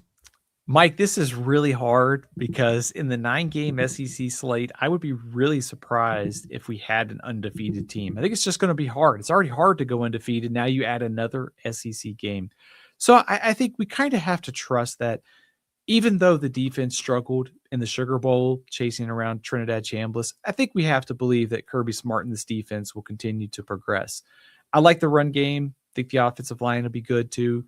So to me, it's about, can Gunnar Stockton elevate his game? Because if Gunnar Stockton gets better in the second year as the starter, they restock the receiving core, then I think Georgia can go from 11-1 to 12-0. It's going to be really hard to do so. The path is pretty small. So to me, it's like just getting better on the margins and Stockton improving. Yeah. And then on a scale of 0 to 100, what's your confidence level that Georgia can actually accomplish that and have a better regular season record?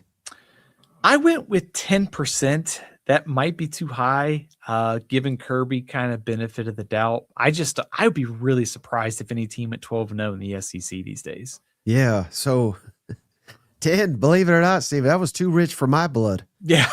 I went 5% chance. Again, so I'm basically, saying I think there's only a 5% shot they go undefeated because you just never know. There's landmines everywhere. I think they're capable. I didn't say 0, but I just think it's very unlikely. Now, if this was 21 Georgia or 22, different story. Yeah. But this is 26. So I give it 5%. Am I crazy?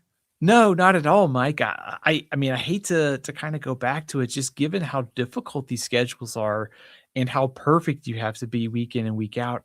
I think it's going to be, we see what 1 or 2 teams maybe can do it, but I don't think it's going to come from the SEC that can run the table. I just think there's too much depth and there's too much talent in this conference to do so.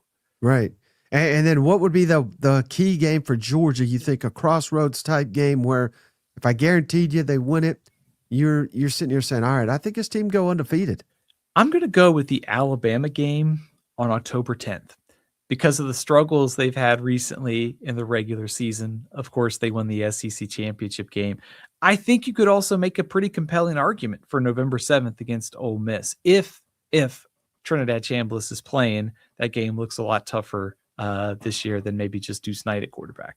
Right, and that's exactly why I went with it, Steve, because we beat Alabama last year. We got that evil off us, and Ole Miss is one of the very few that Kirby Smart actually has a losing record against in the SEC. Now, does that really matter? No, but I do think Ole Miss is going to be really good next year.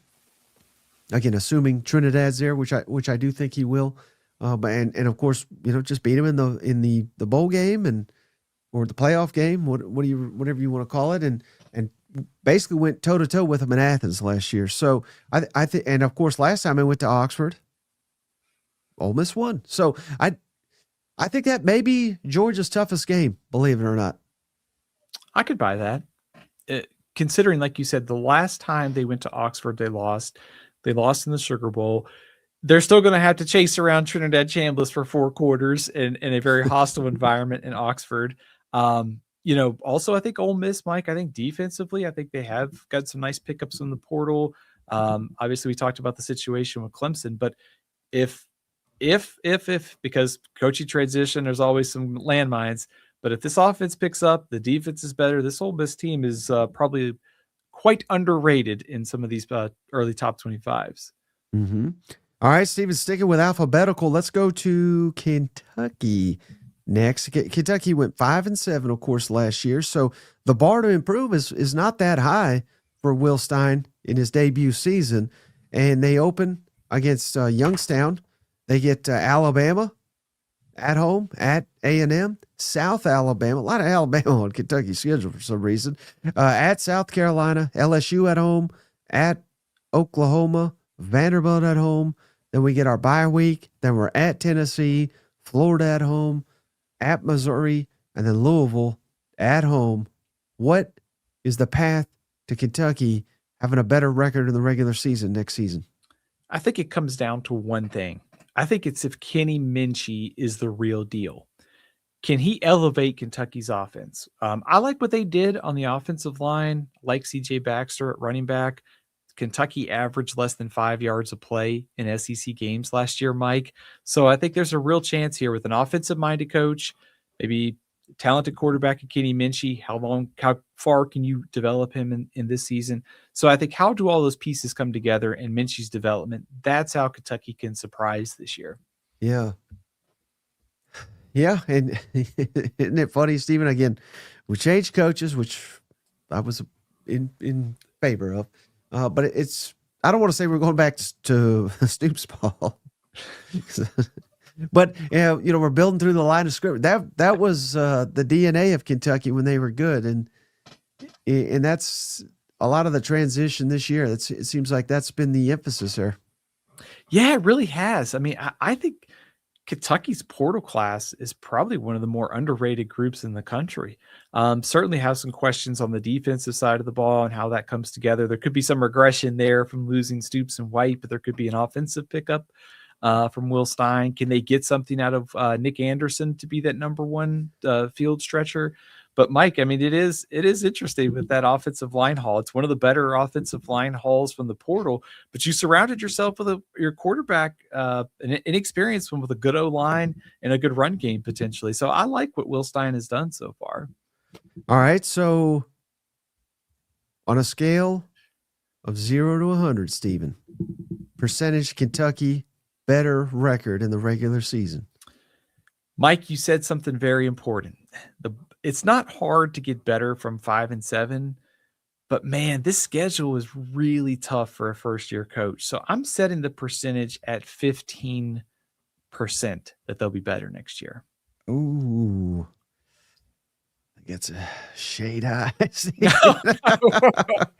said 10%. So it's funny how if we're not dead on, we're about 5 percentage points off. But yeah, I don't know. I hate to keep repeating myself, so I'm going to figure out a new way to say this. But I'm just kind of in complete wait and see mode in Kentucky and their new coaching staff and new quarterback till I actually see him. I hope I'm wrong, but I'm not a buyer right now of the stock. Do you like what they did in the portal as much as I did, or are you just concerned more about schedule and how it all comes together? I'm more concerned with the coordinator hires. I think both of them were questionable, to put it nicely. First-time head coach in this conference with a quarterback, to my knowledge, has never started in college. Mm-hmm. So that's a lot of key pieces to kind of figure it out on the fly, if that makes sense. Also, maybe 7 top 25 teams they face this year on the schedule. First-time quarterback, first-time head coach, new coordinators and changes all over the place in a very difficult schedule. That is a very hard combination to overcome.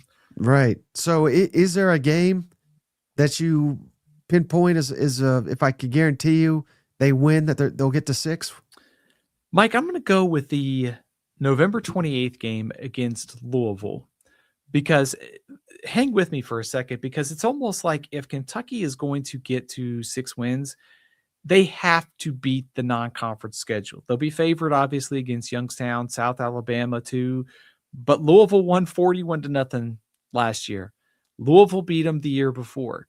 If they want to get to a bowl game, they've got to beat the Cardinals. So I went with that game because if you tell me they beat Louisville, I think Louisville might be a top 25 team. They can probably find a couple games in SEC play to pull off an upset. Yeah, hey, I like that selection, Stephen, but I went a little bit different than you.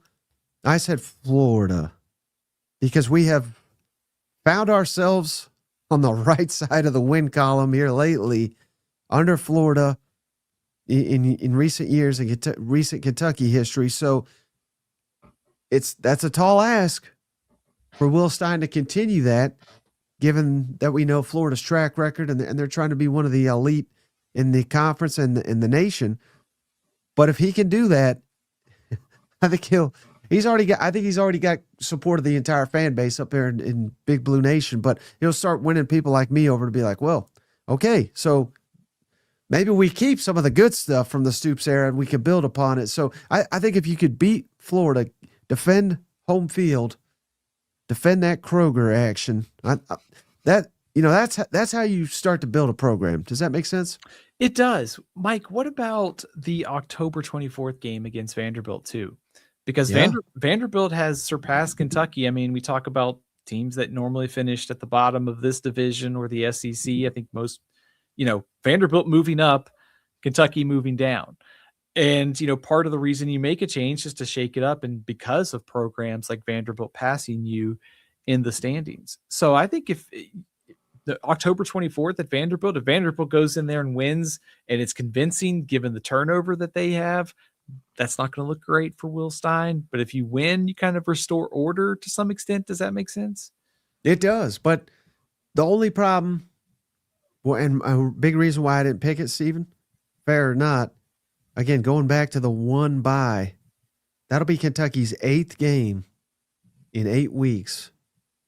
And I just think that's going to be brutal basically all these teams are doing something similar, but I don't know, on the tail end of that, that might be something to, for all you gamblers out there, start looking at who's the eighth game in 8 weeks.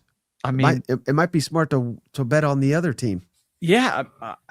Mike, this schedule for Kentucky, Alabama at Texas A&M, at South Carolina, LSU at Oklahoma, and Vanderbilt.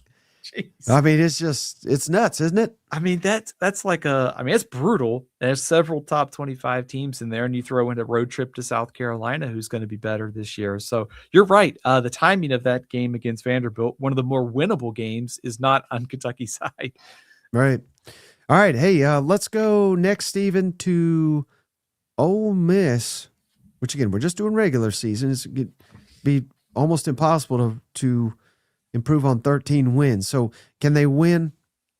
Well, they go undefeated. So we'll get to that in a minute. But here's the schedule for Ole Miss. Louisville in Nashville for some reason. Charlotte at home. LSU at home. At Florida. Then you get your bye. Then you're at Vandy. Mizzou at home. At Texas. Auburn at home. Georgia at home. At Oklahoma. Wofford at home. And the Egg Bowl at home. Ooh, buddy. What is the path to Ole Miss improving, which would be an undefeated season?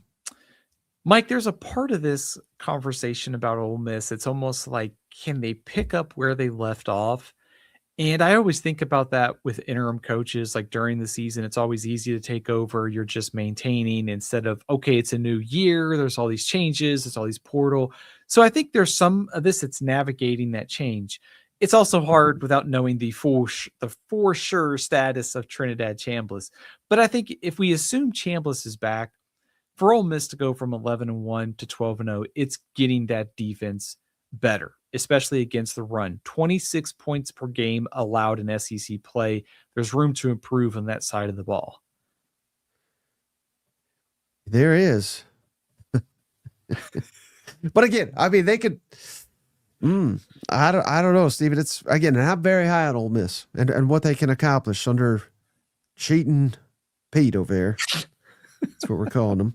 But again, improving would be 12-0. So what are the odds, Steven, 0 out of 100, that Ole Miss does improve in the regular season? Mike, I'm taking the low end of this percentage because of 11-1. I just think it's going to be hard to go 12-0. I went with 5%.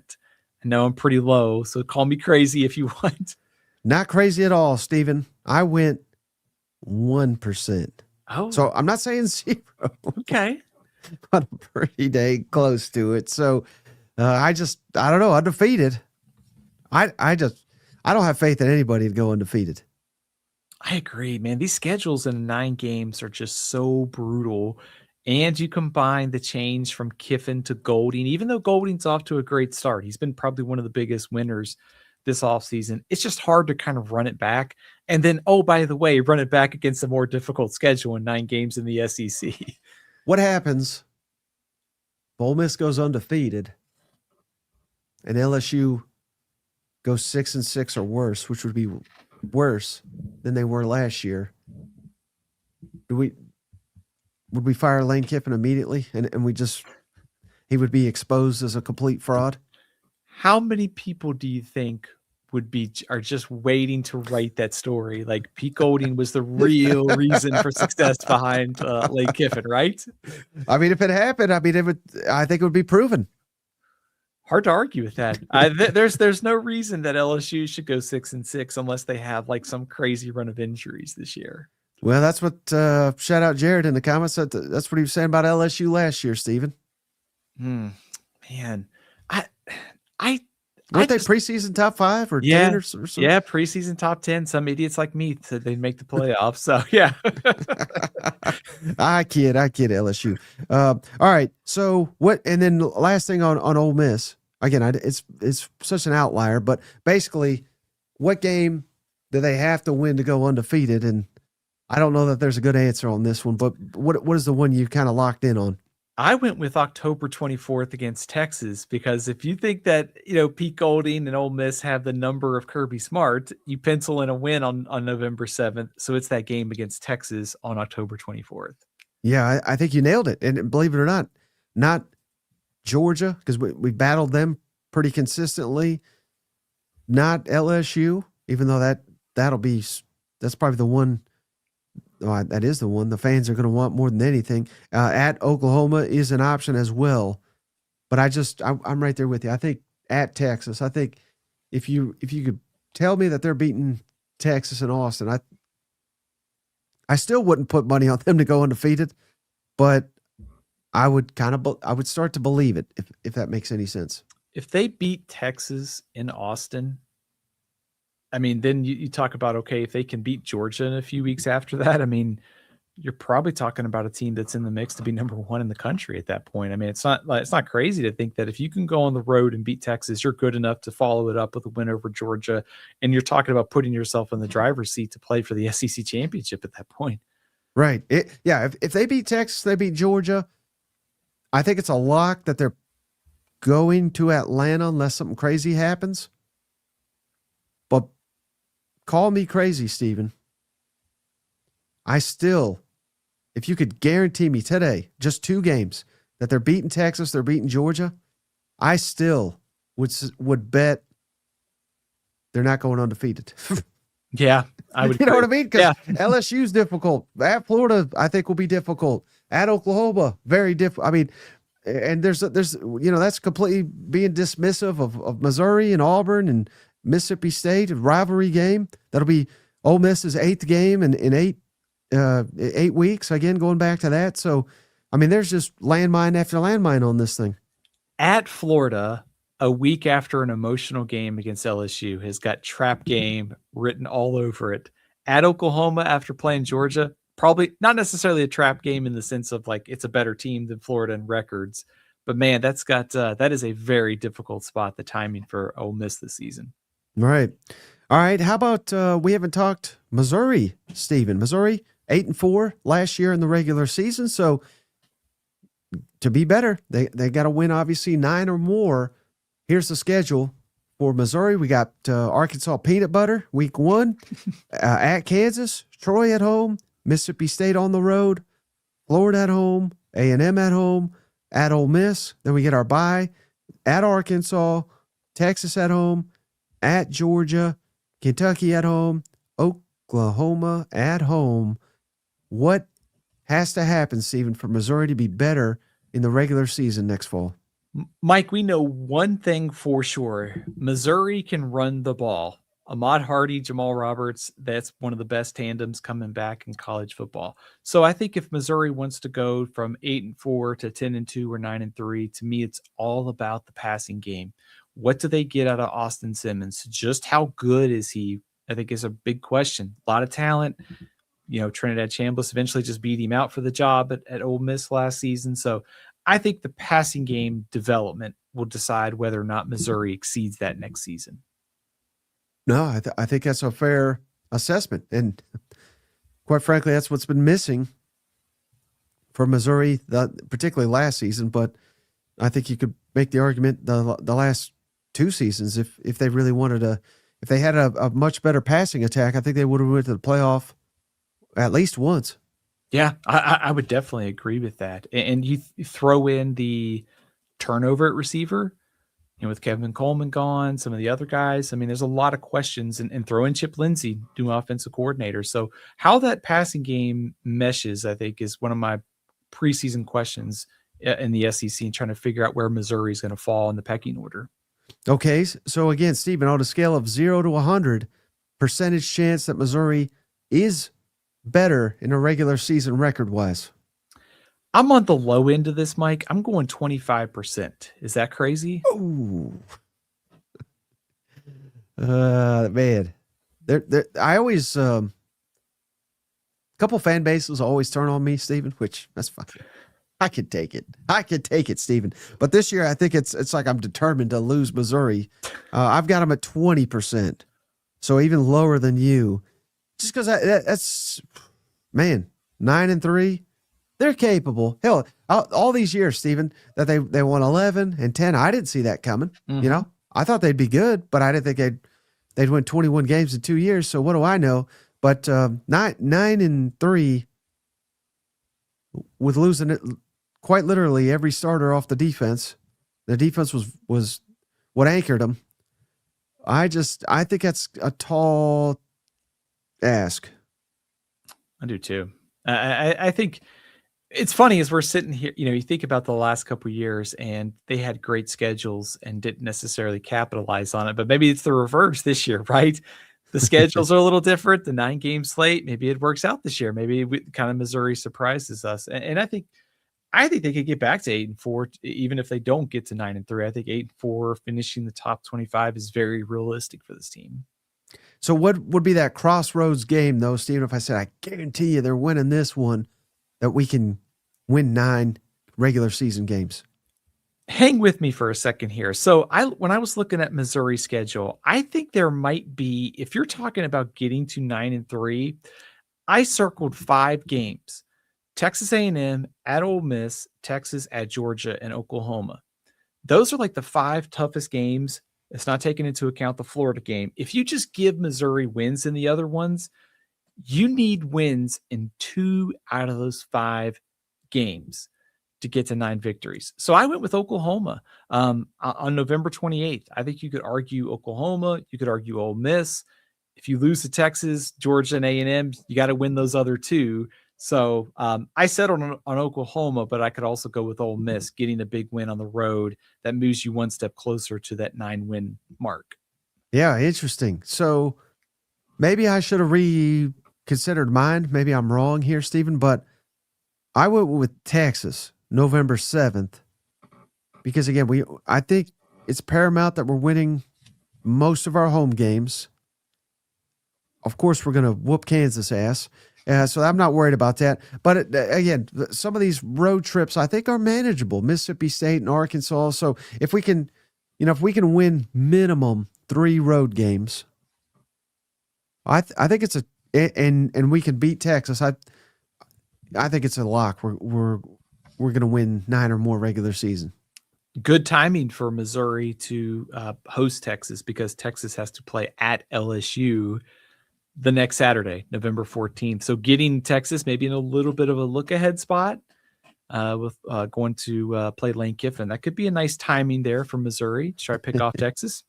I think so. All right, Stephen, how about the Gamecocks, who they had a down year, obviously, 4-8. So the bar for improvement, not that high, which that's good in this game here. The Gamecocks got Kent State at home, Towson at home, Mississippi State at home, at Bama, Kentucky at home, at Florida. Then we get a bye week, Tennessee at home, at Oklahoma, Texas A&M at home, at Arkansas, Georgia at home, at Clemson. What is the path, Stephen, for the Gamecocks to be better on the field next season? Mike, this one's pretty simple. Its offense has got to be better. You got Lenore Stellers regained that form from 2024. You hope that Kendall Briles in this offense takes off. You find some balance with the run game. Nick Harbor continues to develop. So every one of these pieces, offensive line, run game, receivers, quarterback, offensive coordinator, a lot of questions, Mike, but I think they've won the offseason. I really like what South Carolina has done, and I think they're going to be a lot better on that side of the ball this year. And it's an even year, which means it's a year of the cock out here. You don't want them on an odd year. You want them on an even year if you're a Gamecock. So you got that going for you. But on a scale of 0 to 100, Stephen, percentage chance South Carolina wins more games. So again, the bar is low. We only got to get to 5. What's your percentage that Carolina wins at least 5? Thinking bold here, Mike. 95%. Oh, I think South Carolina is a lot better this year. Shane Beaver just made this face as he heard you say that, Steven. So shout out the Shane train. I hope you're right, Steven, because I'm here for it. I like Carolina. I think they have some of the best fans in the conference here, and they deserve a winning team. So I was not as bold as you, but I said 80%, and I'm feeling bad that it's that low. So, yeah, I'm pretty confident that Carolina gets there, and hopefully they do, because, again, 5 wins, I mean, that is not the standard in Columbia. So we want a lot more than that, but I'm feeling better now that I've heard your extremely confident prediction here, Stephen. I almost had South Carolina as like a preseason top 25 in my way too early rankings, Mike. I think Sellers is going to rebound. I love what they've done. The OC hire Briles and some of the pickups from the portal. So I think they will have a much, much more competent offense this season. And then what would be that marquee game, Stephen, that if I guaranteed that the Gamecocks are winning, you are extremely confident that they're winning at least 5 games. So, Mike, hang with me here. Let's do a little schedule math. Kent State, Towson, Mississippi State, and Kentucky. That's 4. I think they'll be favored in those 4. Mm-hmm. So Tennessee, October 24th, sorry. South Carolina hosts Tennessee. You could go Florida, you could go Tennessee. I think South Carolina can win 1, maybe both, and I think they get that 5th win. So I circled the Tennessee game because after that, you got Oklahoma, Texas A&M, Georgia, Clemson. I think obviously they'll beat Arkansas, or it is in Fayetteville, so that could be a little trickier. But Tennessee could be that 5th win, and it could be in October. Yeah, I think you nailed it, Steven. That's exactly where I went. Tennessee. They'll probably make it a night game because that's what the SEC always does to Tennessee. It'll be a blackout. There'll be some mojo. South Carolina will conveniently start wearing wristbands for that game and that game only. And I think they're going to shock the world. I predicted it the other day. I think they're beating Tennessee at home. So, again, I'm very confident South Carolina better next season, but I think you nailed it. If you could beat Tennessee at home, which is not a given, well, I think we are fully bought into. I mean, again, 5 wins is not asking for a lot. So, but to be a lot better where they want to be, and Baber said it. Hey, we're going playoff, which is kind of laughable, but not really. Again, we live in a world, Stephen, where Indiana just freaking won the national championship. You can turn this ship around. And what have we been laughing at, Stephen? How dead wrong we were about LSU, as a top team. I was singing the praises of Florida. I mean, how stupid do you have to be to believe in Billy Napier? Well, you don't have. I don't have to ask anybody because I am that stupid. So again, the fortunes of these teams can turn on a freaking dime, and it could very well happen at South Carolina. Maybe they do make the playoff. Maybe they go on a 9-3, 10-2 run. That honestly wouldn't even be that strange given what we've seen in college football here recently. If you wanted to dream a little bit, if you're, maybe the most optimistic scenario too, I mean, Alabama's got questions. Florida's got questions. Tennessee's got questions. Texas A&M and Georgia come to your place. A win over Clemson on November 28th could send Dabo to the unemployment line. So, I mean, I know we're thinking kind of like ultra optimistic here, but you're right. What if Lenora Sellers gets back to 2024 Lenora Sellers? What if these offensive additions, the offensive line is drastically better? I mean, I'm just trying to figure out, okay, how can South Carolina be better? But I'm also sitting here going, man, I mean, if these things hit, they're a lot closer to a top 25 team, kind of like we talked about just a few minutes ago. Yeah, and again, here's probably a better example, Stephen. What would be crazier? Carolina wins 9 games next year, or Ole Miss literally 20 players off their 24 roster went to the NFL, including, I believe, 12 draft picks, an all-time record for Ole Miss history. Sent 20 players to the NFL. Eight of them were undrafted free agents, but still, that's 20 players off your roster. And they're going to win 13 games and go further than anybody in the SEC in the college football playoff, where South Carolina wins 9 games. What is crazier? If you that scenario, I would say probably Ole Miss, right? Right. I mean, you take away Jackson Dart, Walter Nolan, and those guys, and they're going to be like one stop away from the national championship game. Yeah, that's crazy, right? So, I mean, these are the times we are living in. And also, speaking of crazy, A&M, they just won 11 games, Stephen. Who in the world saw that coming? 11 in a regular season. I thought they'd be good. I didn't think they'd go 11-1, yet they did it. But it's going to be difficult, obviously, to improve upon that. You got to have to go undefeated. Here's the schedule for A&M. Missouri State, I believe that is. Arizona State, both these at home, of course. Kentucky at home. At LSU, Arkansas at home, at Mizzou, Citadel at home, at Alabama. Then we get a bye week for at South Carolina, at Tennessee at home, at Oklahoma, Texas at home. There's the schedule. What is the path, Stephen, for the Aggies to be better in 26? I think if Texas A&M, and I think that this is the problem with Texas A&M, is that the bar is set so high. I mean, 11-1, you almost have to be extra perfect in 2026 to go 12-0, and that's really hard in the SEC. But I think if we want to chart a path to 12-0, I think it's got to start on the offensive side of the ball. I trust Mike Elko on defense. I love what they did in the portal to beef up the defensive line and what they did in the secondary. But you got a new offensive coordinator. You got Marcel Reed, who needs to take a step forward. You lose KC Concepcion. 4 new starters on the offensive line. All could be transfers. So to me, it's like, how fast can you put all these pieces into place offensively? And can you get Marcel Reed, with all those changes, to take a step forward next year? So what would be your confidence, 0 to 100, that A&M actually does it? And is it, they have to go undefeated? Mike, it's pretty low. I think it's just really hard to go undefeated in the SEC. I'm going 5%. Oh, you nailed it, Stephen. That's exactly what I said. And heck, that's higher than I gave Ole Miss. So, and I'm high on Ole Miss, but I just think it's the same percentage I gave Georgia.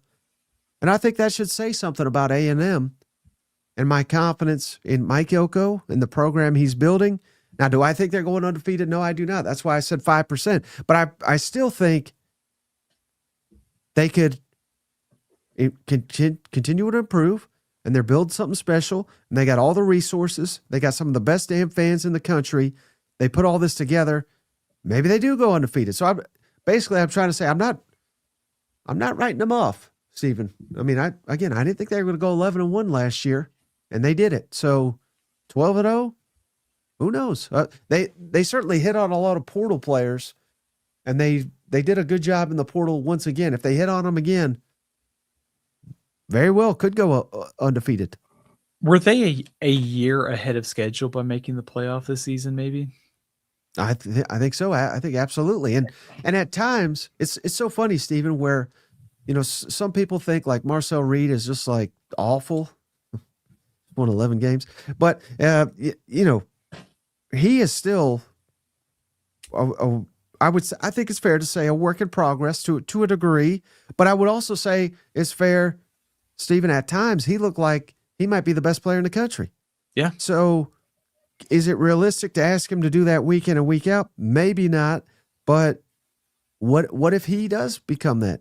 And I think that's different than if we're saying, like, no disrespect, but like Sam Levitt. I'm just trying to think of guys, guys that personally I haven't seen do this, right? Aaron Philo, I'm just picking on guys that again, I haven't, Gunnar Stockton, I've not seen them be the most dominant player in football for a week or two. I have seen it from Marcel Reed. So I know he's got it in him to do it. And it may very well take that to go 12-0, but again, point being, I have seen glimpses that is in there. Also, I think we've seen the jump in play, right? I mean, we saw him get better from the time we saw him in 2024 to last season. And it's funny. It's like, yeah, he didn't play great against Miami, but how many quarterbacks had a great game against Miami in this playoff run? Chambliss obviously made some plays, Mendoza made some plays, but the totality of it, the Miami defense really dominated in the postseason. So our last impression is probably the strongest one on Reed, but I think if you kind of take a step back, there was growth as a quarterback this season. I suspect that he'll continue to do that next year. And I think that's one of the reasons that if you want to go 12-0, that optimism on Reed definitely is one of the reasons for it. And as cousin Shane likes to say, Stephen, at the end of the day, all that playoff run made me. I think a lot of people gained respect for Mario Cristobal. I'm sitting here saying, how the hell did this idiot not win the ACC with this roster here? So I don't know how going to the national championship game results in you getting less respect, but that's essentially what he accomplished from me. Mike, did you? You saw the end of the games against SMU and Louisville and Georgia Tech a few years ago. They found ways to lose games that they shouldn't. So, yes, I totally agree with you. Mind-boggling. But also, Mike, we talk about Texas A&M and we talk about going 12-0. Isn't it kind of like a good testament to where this program is, right? That we're sitting here saying it's not going to take that big of a step back. We don't think At least right now they will. But their staying power. And I think they've kind of moved up into that a lot more confidence level under Elko that, yeah, they're losing some guys here or there, but you just trust this team to reload and be back in the playoff potentially next year. Mm-hmm. All right, last one, Stephen. Vanderbilt went 10-2 last year, so it's going to be a lot, very, very difficult, obviously, to improve upon that. They got the fighting Stephen Lassans, week 1, Austin P at home. Delaware didn't even know they had a football program, but apparently they do at home. NC State at home, at Auburn, at Georgia, Ole Miss at home, Arkansas at home, at Kentucky. Then you get your bye at Mississippi State, Bama at home, at Florida, Tennessee at home. Stephen, good luck. How are they going to improve upon last year's 10-2 record? I think it's Jared Curtis he's that dude, right? You lose Pavia, you lose his statistical impact, and you lose his overall ability to direct this offense. But you also lose some kind of leadership with Pavia departing. But the only way to offset that is Jared Curtis is just really, really freaking good as a true freshman, and he exceeds all of our expectations. Right. And one thing I'm kind of surprised you didn't hit on, could it be, because a lot of times what happens, Stephen, is particularly, I'm thinking obviously just college football here because the roster turnover is so high historically, obviously, but we have seen it where like you have like a dominant offense, right? And then the next year they're obviously going to regress if a lot of players leave. So what has to happen? Well, the defense, which is a weakness, now they got to be really good. So maybe that's could factor in too, because I would imagine it's going to take Jared Curtis a little while to get going. We need our defense to step up. And they don't got to be Oklahoma defense by any means, but maybe just really opportunistic and just better overall. That will be critical for Vanderbilt as well. Yeah, I would agree with that. Like the whole program moving forward to some extent. I think Curtis is going to be fine in time. I think if you're Vanderbilt, you probably didn't want to lose Trey Richardson to the portal. That was a pretty big loss. Obviously, they brought in some guys on the offensive line to restock there. But you're right. Pavia is a big loss, and you're going to regress at that position to some extent. But maybe you offset that by getting better on defense. You can lean on your running backs too. Also, Mike, I think one thing that may help Vanderbilt, just looking at their schedule, Tennessee, Alabama, Ole Miss, and Georgia, probably the only teams guaranteed to be in the preseason top 25. There may be some others that filter in there, but you get Kentucky, you get Mississippi State, you get Arkansas, and you get, still probably to some extent a rebuilding Florida team. Like your schedule broke pretty favorably for a team that's got a true freshman at quarterback and some questions coming into this year. And then what would be on your confidence, Stephen, 0 to 100, the Vanderbilt can actually do the unthinkable and go 11-1? 1%. Yeah. Sorry to be so negative. That's exactly what I had as well. And what would be that crossroads game to get in there? It's at Georgia, October 3rd, Mike. I think if Vanderbilt is going to make that jump, and they are going to make the jump from 11-1 to 12-0, if that's actually going to happen, you've got to go on the road and you got to beat the back-to-back SEC champion Georgia Bulldogs. So if Vanderbilt's going to go 12-0, it starts by beating Georgia. Okay, I knew you were going to say that, so I just wanted to be different, Stephen. I'm saying Ole Miss. Again, I'm very high on Ole Miss and their chances next season. So if you can beat Ole Miss, I know that's a home game, but I still think you could lose to Georgia in Athens, and I mean, realistically, could you win out? Still probably not, but I mean, it could happen, right? So I see why you went with Georgia. I think that is the best answer, but I'm being a little bit different, if that makes sense. I like it. Both those games back to back are before midway point of the season going to give us a pretty good idea of where Vanderbilt stacks up. And then, of course, the Alabama, Florida, Tennessee stretch to finish the season, also very difficult too for Vanderbilt.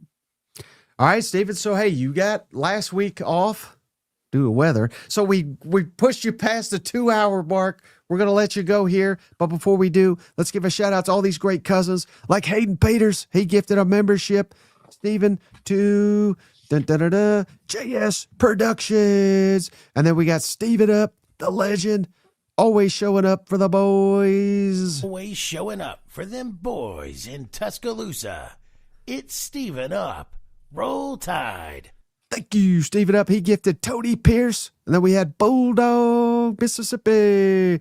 He gifted 5 memberships to Chatakin. I'm sure I butchered that, but we do appreciate you, Bulldog. Joshua Willis, Joshua Moore, Joe, Ben South, and then Jared, our guy Jared. He gifted a membership to RBS Bentley. All of y'all, welcome to The family. Yeah.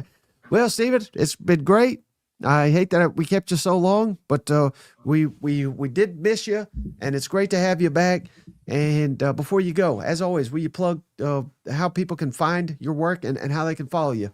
Absolutely, Mike. It is so good to be back. It was good to talk some college football instead of worrying about everything else. So it's great to be back. Can't wait to get to next week too.